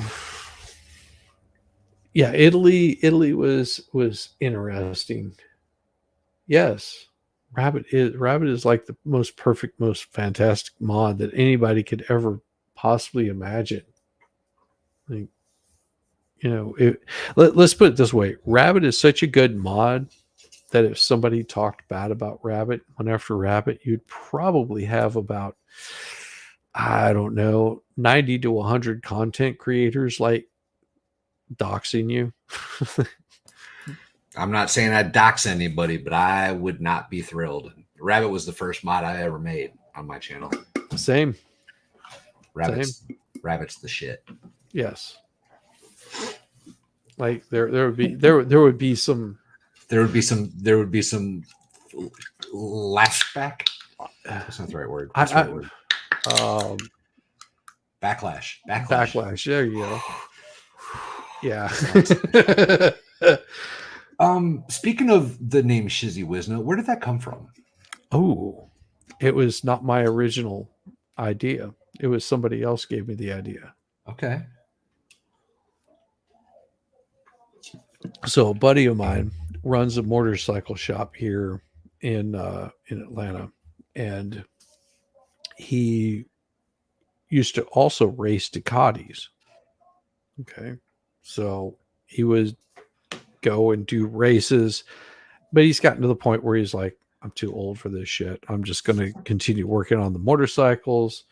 And whenever I first met him, he was actually racing and working on motorcycles out of his garage. He opened up his own shop, and I was sitting down and talking with him, and he goes, "Yeah, we just had this race the other day. Went out to the race, and this guy comes up and he goes, 'Oh, who does the work on your motorcycles?' And he says, 'Well, I do.' And he hands him a card, and dude takes the card and looks at it and hands it back to him. And goes, 'No, man, I got my bike out there.'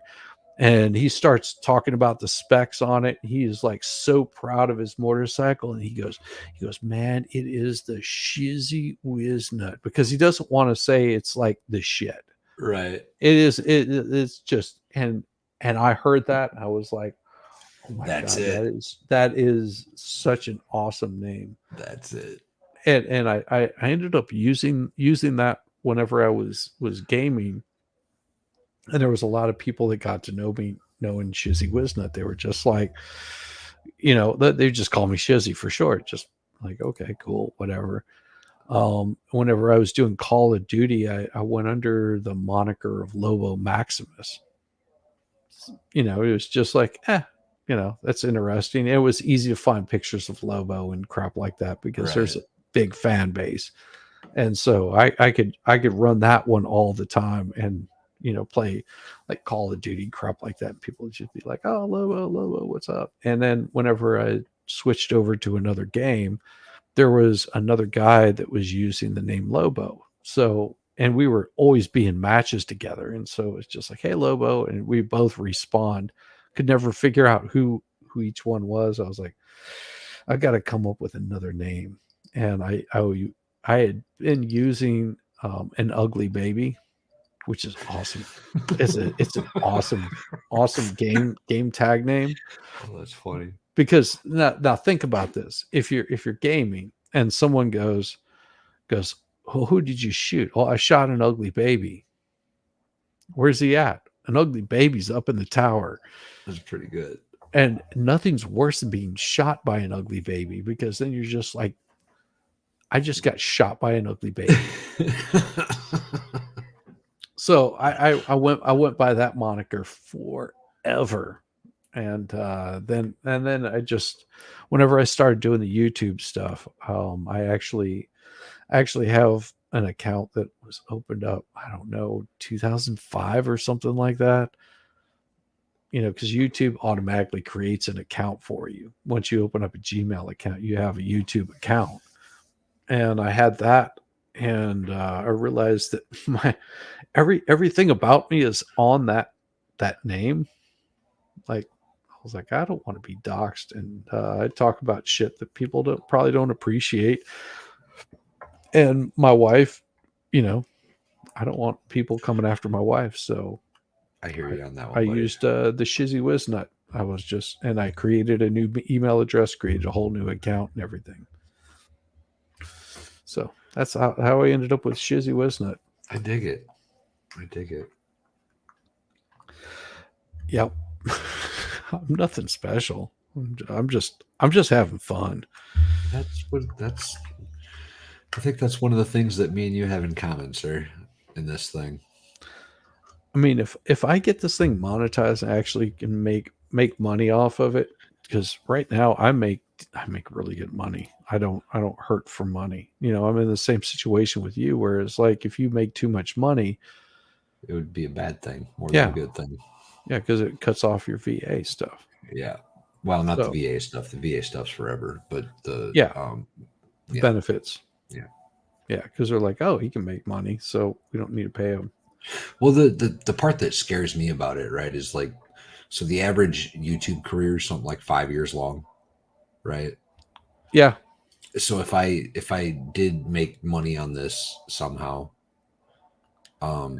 personally, then it would potentially mess up the rest of my life as far as that goes. But actually, if okay, since we're talking about it now I have news. Yes, tell me news. So I kind of hinted about this, and I'm not gonna go into exactly what it is, because I think me and Mrs. Valhalla are going to do a live stream soon, and go into a little more detail and kind of explain what we're talking about. But there There's a baby Valhalla coming. Oh my No, gosh. no, God damn Oh, it, no, oh. no. Why does everybody keep doing that? Stop it. God. No. We have a official farm now. It's no longer a hobby farm. It's Okay. Miss Valhalla owns a farm now. Awesome. Yeah. So I'll get into detail later a little bit on a live stream, but yeah. So there's things are happening. We'll see. We'll see what happens. Well, you know, and also farm is a lot of work. Mhm. You know, people don't realize how much work it is whenever you're up at the before the crack of dawn to start getting chores, because it is going to get hot in the middle of the day. You do Well, not want to be out there. luckily my farm isn't quite that labor intensive, but you know, Yeah. it's still an all day thing. Still, you know, I wake up and I tend to animals until the sun goes down, and then I stream sometimes, and then I wake up and do it all over again. Yep. And you mod almost all the damn time. I see you everywhere modding. Yeah. Yeah. It's funny because I'll like find some random stream. I'm like, oh, some random stream, and all of a sudden I'll see like Valhalla go, stop it, asshole. Or I will remove you. I was like, damn, he's modding for this channel too. It's like, I've never been quite like that. That's not my no, my no, modding style. no, it is not your modding style. But Hey I'll Chandler, how see you doing, babe? pop in there. Hey Chandler. Good to Chandler. see you.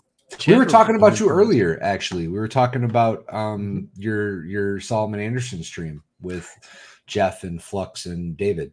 4,003 hours. Hell yeah, girl. Good job. Very proud of you. Very good job. I am like salute. Get it, girl. Val mods weird. Yeah, Val, you do not want to mess with Valhalla whenever he's modding. He is, because he's like he's like an army sniper. He's silent but deadly. Either that or very gaseous form. One of the two. One of the two. He'll come sneak it up on you, and yeah, you got to behave whenever Val's around. Same way with Rabbit. I've only banned one actual person ever. It's not the banning. It's that giving them those minutes where you're just like, stop.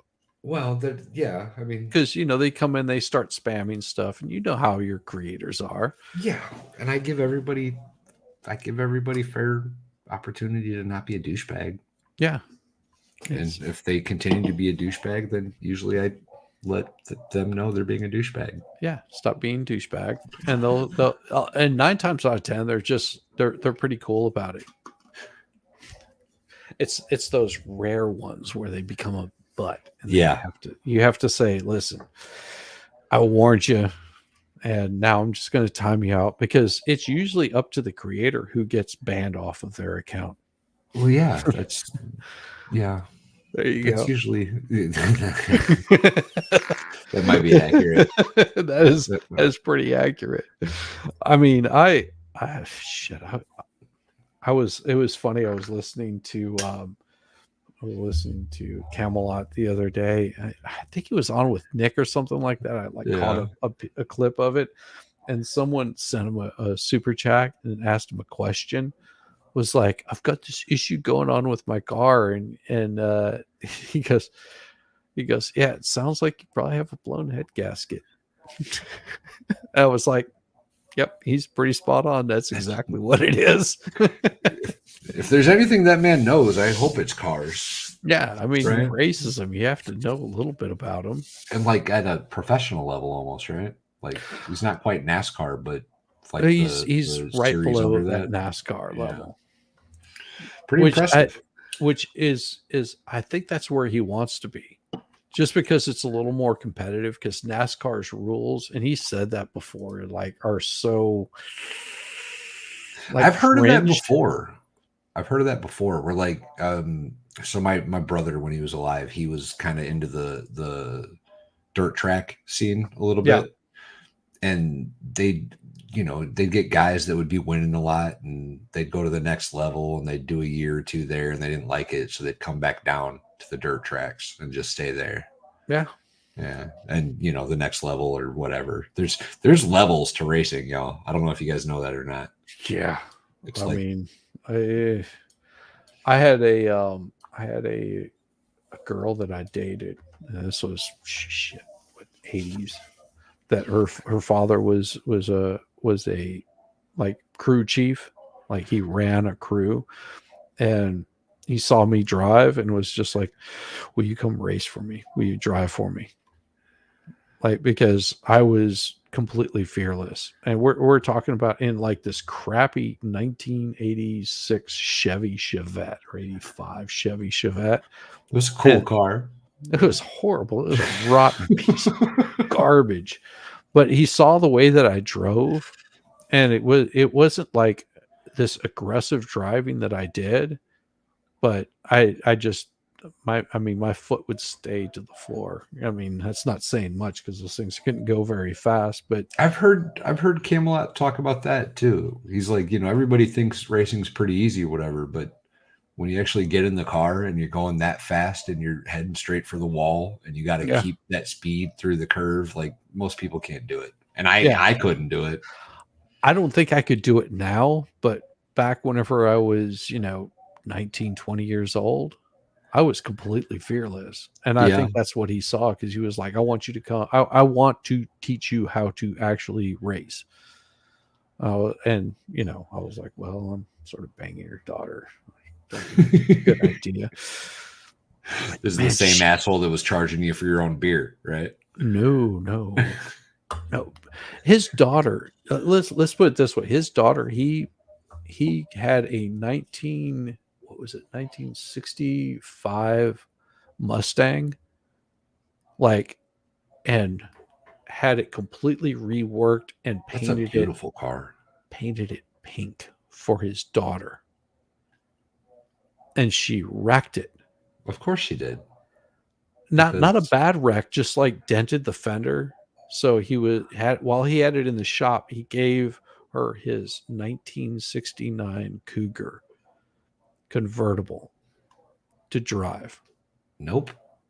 And she comes pulling up in that thing, and I'm just like, this is my dream car right here. She was like, "No, you can't drive it. My dad won't let you." Well, my dad actually will let you drive it, but I'm not letting you drive it because it's such a cool car. Oh, the car was so sweet. I used to have a Nova. I had a 68 Nova. I had a 73 Nova that I bought in Illinois for $100, I think. Oh, wow.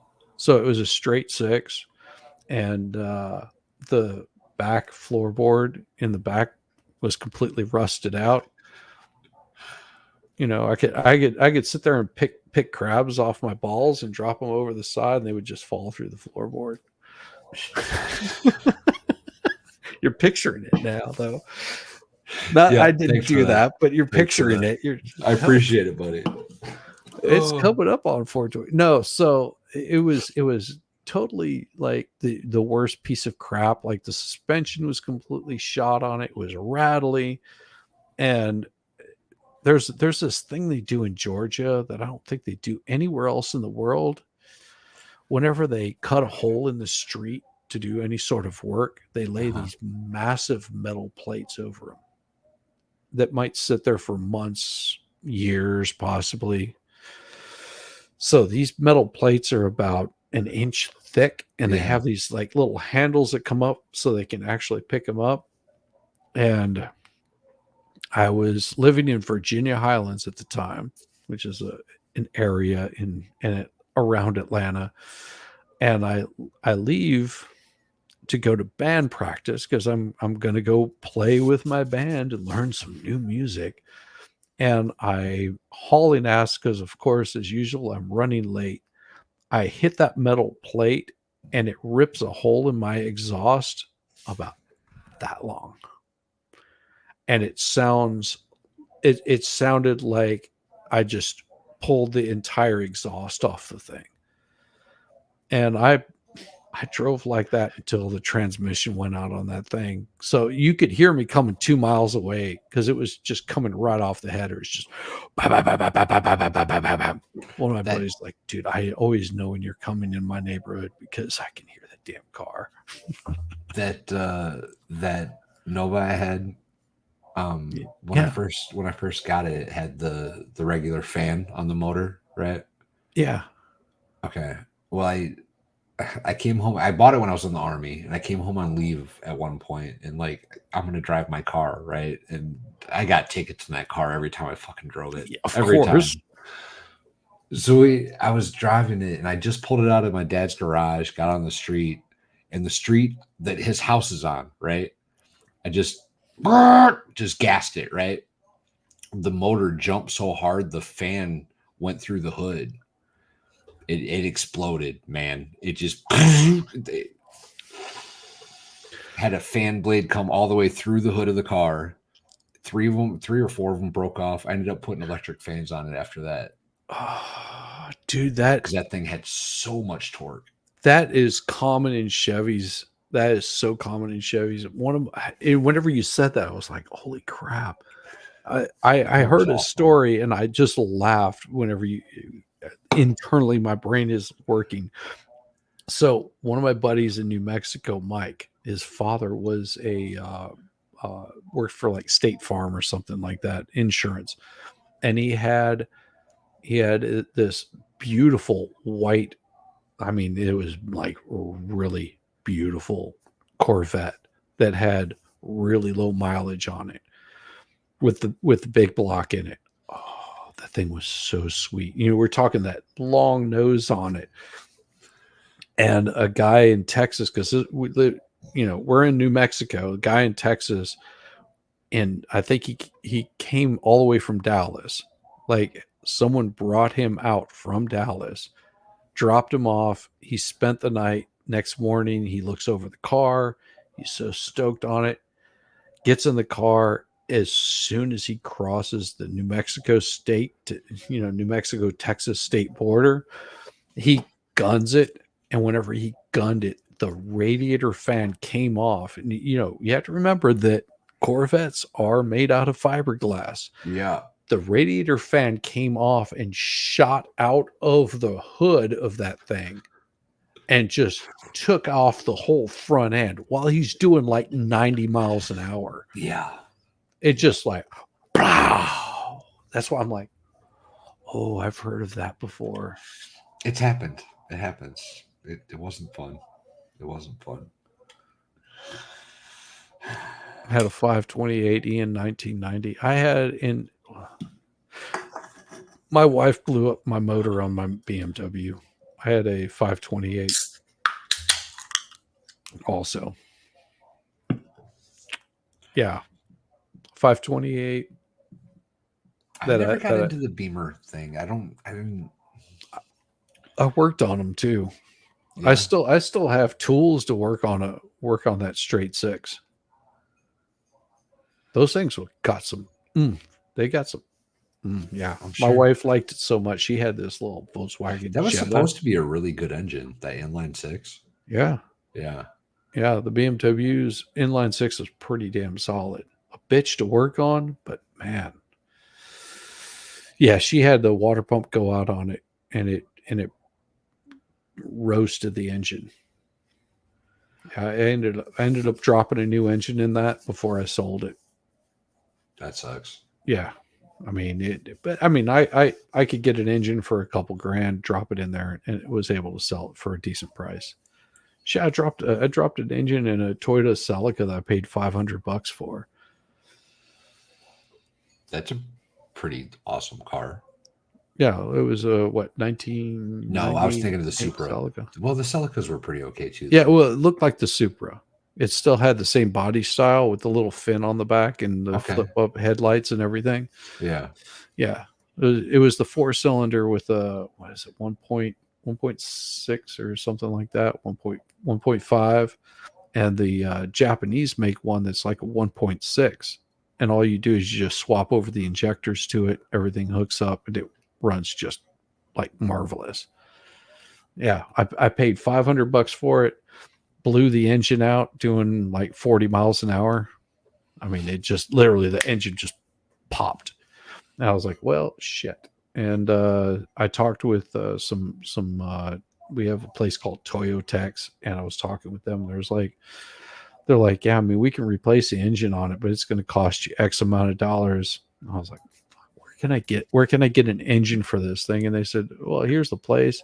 Sent me to this place. And I was like, all right. Went over there, found an engine that had 50,000 miles on it, paid $400 for it, took a weekend, pulled the old one out, changed over the parts, dropped it back in there, turned around and sold it like 3 weeks later for what, $2,000?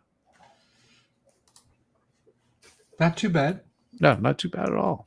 And yes, punishment BMWs are an absolute blast to drive. If you get a good BMW, those things are so much fun. They're very comfortable. A bunch of dudes when I was in the army, there was a bunch of dudes that were BMW crazed, and they were all into it. But I was always a Muscle American car. muscle guy. Yeah, Yeah. always. I love the American muscles, but I will tell you I had a 73 Plymouth Satellite, which looks a lot like the Roadrunner. All you have to do is put the fin on the back of it.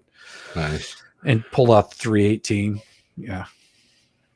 Never seen a Celica run an 8.5 second quarter mile like I've seen a Super do. That is very true. Yes. I've seen Supras do some amazing stuff. I've seen Supras actually manage to take off their let's see, front suspension hitting a curb. Oh, I bet. Yeah. I've seen them do some pretty amazing things. An XJ Jeep Cherokee with a straight six. I could have gotten you one of those things. I could have gotten you a Jeep Wrangler. Not a Wrangler. Yeah, Jeep Cherokee. Big boxy thing. There was a guy here in Atlanta that had one that he got while he was in the Marines. It had like 7,000 miles on it. He pulls it in. It was like, it runs like crap. I can't figure out what's going on.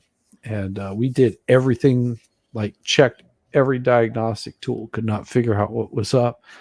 And I did a quick little like Google search, and they said that the main computer on it, those things cook. Really? They run like crap. And I was like, well, how do you know if the computer's bad? They're like, well, you have to open it up. You have to open it up and pull it apart, and it's filled with what was it? Stretch Armstrong. You remember those? Yeah. So it's filled with that same kind of goo in the middle of it. Okay. It helps keep it cool. And they said you open that up and you pull all that goo out of the way, and you'll be able to see where it's burned up. And if it's burned up, then you just replace the module. And I was like the 20th person that looked at the car. Nobody else could figure out. They had replaced all kinds of crap on it. He brought it to me, and I was just like, I don't know anything about this. I really don't, because I don't work on these things. And I did a Google search, and they were just like, here's what you do. And I was like, are you willing for me to open it up? He goes, well, can you order one? Can you get one? I was like, yeah, I'll see, and checked. And I was able to get one, opened the thing up, looked at it, saw 2 circuits burned out. And he was just like, all right, do it. Yeah. I did some Googling whenever I was a mechanic, especially whenever you don't know the vehicle, because there's so many of them. That's what I do with most things, right? Like if I can't figure something out, like so with goats, this is a useful tool with goats, right? Get on Google and just kind of start poking around, and like everything has a fucking forum. Yes. Everything has a place where people get together and talk about these things, right? So if you get Google's pretty good at a lot of things. Yeah. No, so if you get a problem, just kind of dig deep and absorb as much conversation and knowledge about it as you can, and make your best judgment. That's you know, and a lot of people, you know, they can make jokes about being like a Google mechanic, but I will tell you the reason. Think about this for your average everyday guy that you know You he can learn he fucking anything he between Google and YouTube. You can learn anything in the world. well my point is you've got somebody just average Joe got Valhalla over there. He's going, you know, I changed the oil on my car. I changed out the spark plugs. I know the basic, simple maintenance stuff. I know how to take care of it. I'm good with that. Well, shit, my window won't roll up. Now, an average mechanic is going to have usually a shop of people that they work with. And if it's something that they've never seen before, for example, Valhalla's window not rolling up, they've seen it before. They can go, well, did you check this, this, and this? They can say, did you check the fuse? Maybe the fuse is bad. Maybe you got a bad window regulator. You know, it could be any number of things. Maybe the track is broken. Maybe something's stuck in there. Who knows? Maybe the motor went out, whatever the hell it So is. the good part about Google is you've got at least that entire shop times a million that say, did you check this, and this?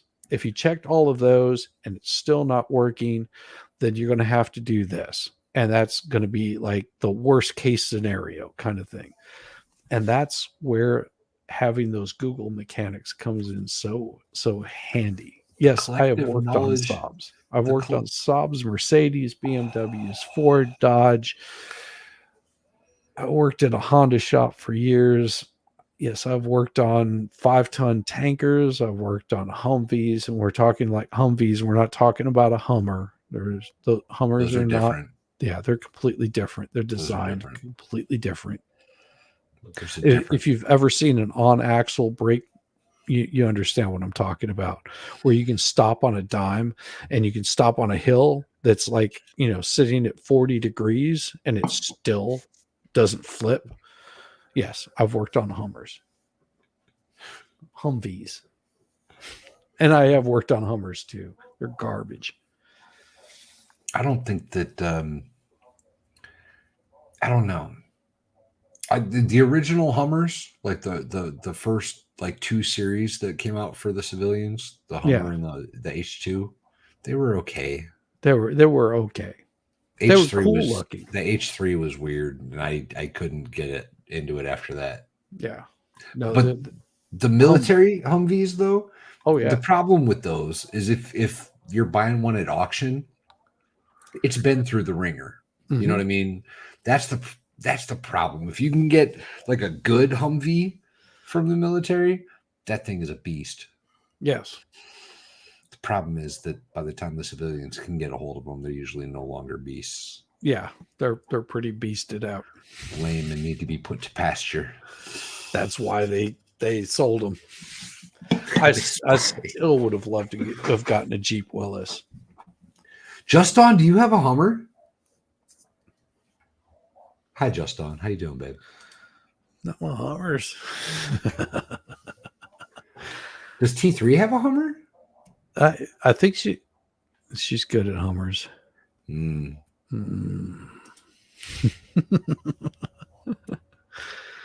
Hey, now no Hummer hate. We don't hate Hummers. We enjoy whenever we get them. The H3 was garbage, though. That thing needed to be Yes. shot before it was brought off the line. Yeah, I mean, I worked on those damn things in the military. H3? No, the Humvees. Oh, okay. Yeah, that makes So sense. Humvees, I worked on the 5 tons, the 2.5 tons, or the deuce and a half.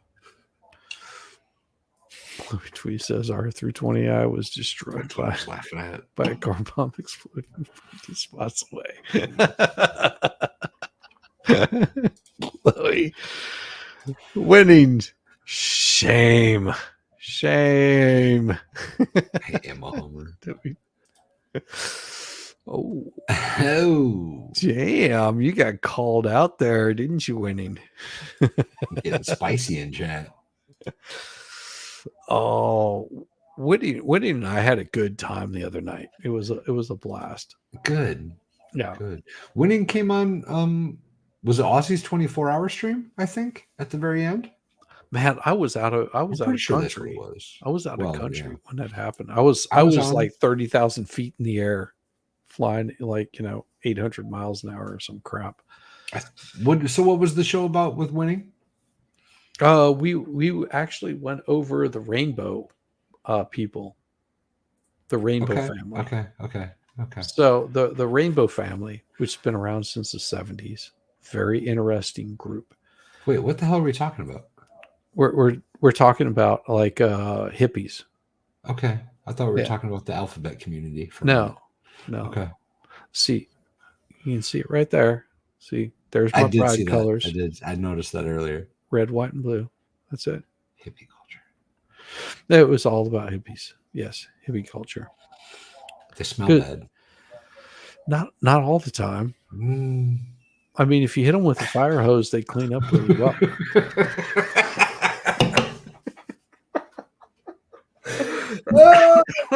That was good. That was good. Sorry. That was good. No, I mean both Wendy and I have been exposed to that because being a musician, you run across Sure. If you're a musician, you are going to run across the hippies. You're going to run across people that are metalheads, Oh yeah. blues musicians, country musicians. You get into that kind of scene, and you run across all kinds of musicians, and you'll rap everything. You run across everybody, and you're all in the same business. There's no animosity there unless you're just stupid. It's like YouTube. Think about where you're at in YouTube. I mean, if you don't like a particular kind of person's content, you don't listen to it. Just go. Well, hopefully, anyway. Unless That's you're the a smart thing to douchebag do. and stick around just for hate views and trying to prove a point or something. I don't. Winning has it right here. How do you hide money from a hippie? Put it under the soap. Did you see my comment under that?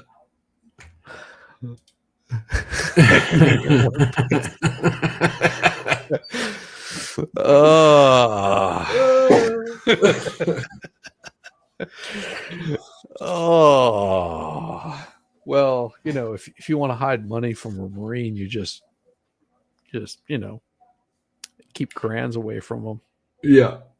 Just don't put it in your art supplies. You'll be fine. You'll be fine because damn it, they will find it if it's in your art supplies. You never listen to your content. Oh, Rabbit, were you a hippie? Where is it? Rabbit. Were you a hippie, Rabbit? Rabbit. No. Rabbit's like, I took baths. Yeah, exactly.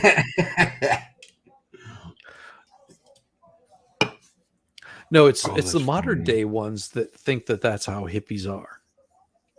Because generally, if you had a hippie, it was like some holistically made soap that they were using. I just don't like patchouli. It makes me want to vomit. It's what it is. I'm not too worried about patchouli on a daily basis. I don't think about it all that often. No, I just can't handle the smell of it. I'm about to have to take another bio break, bro. Well, I'll tell you what. You go take a bio break, and what I'm going to do is I'm going to actually shut this thing down. We all know where to find Valhalla. At Valhalla Waits, his link is in the chat there. It's pinned. Thank you for that, by the way. Yeah. Valhalla Waits on YouTube and Rumble. I'm over on Rumble right now. So what I can do is I can shut this thing down on YouTube. On Rumble. I just subbed you on Rumble. Oh, that's so hot. Well, this stream in the morning, earlier, in the beginning. In the very beginning. In the beginning. Yeah, and usually if my streams start to get out of hand where I know it's going to go into that kind of, see, I don't have to worry about that with Valhalla because you're not edgy like I am. Oh, I can be edgy, bro. I know. And I if can it be gets super edgy. if it gets edgy, we just take that shit over to Rumble. See, That's how it exactly it. works. That's exactly it. It's like it's not because I'm trying to hide anything. I just want to make sure that my channel can keep going, and I actually received. Speaking of keep going, I gotta go. Go. I'll be back. You hear that sound in the background? That is the sound of Valhalla relieving himself. Content of characters. Oh, that's awesome. Flower Child. That would be. Yeah, see, I actually got lost at a soldier field. I had to be, I don't know, 8 or 9 years old. There was some sort of hippie rally going on. I don't even think I was that old. There was a hippie rally going on. My cousins actually lost me.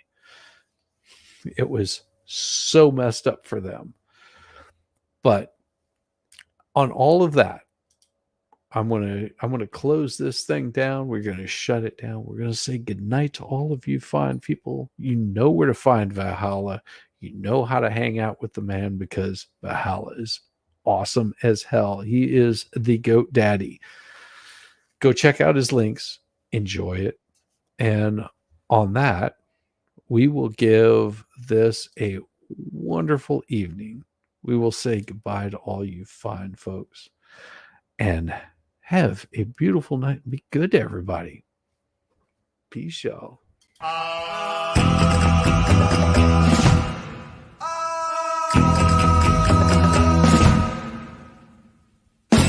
Exótica.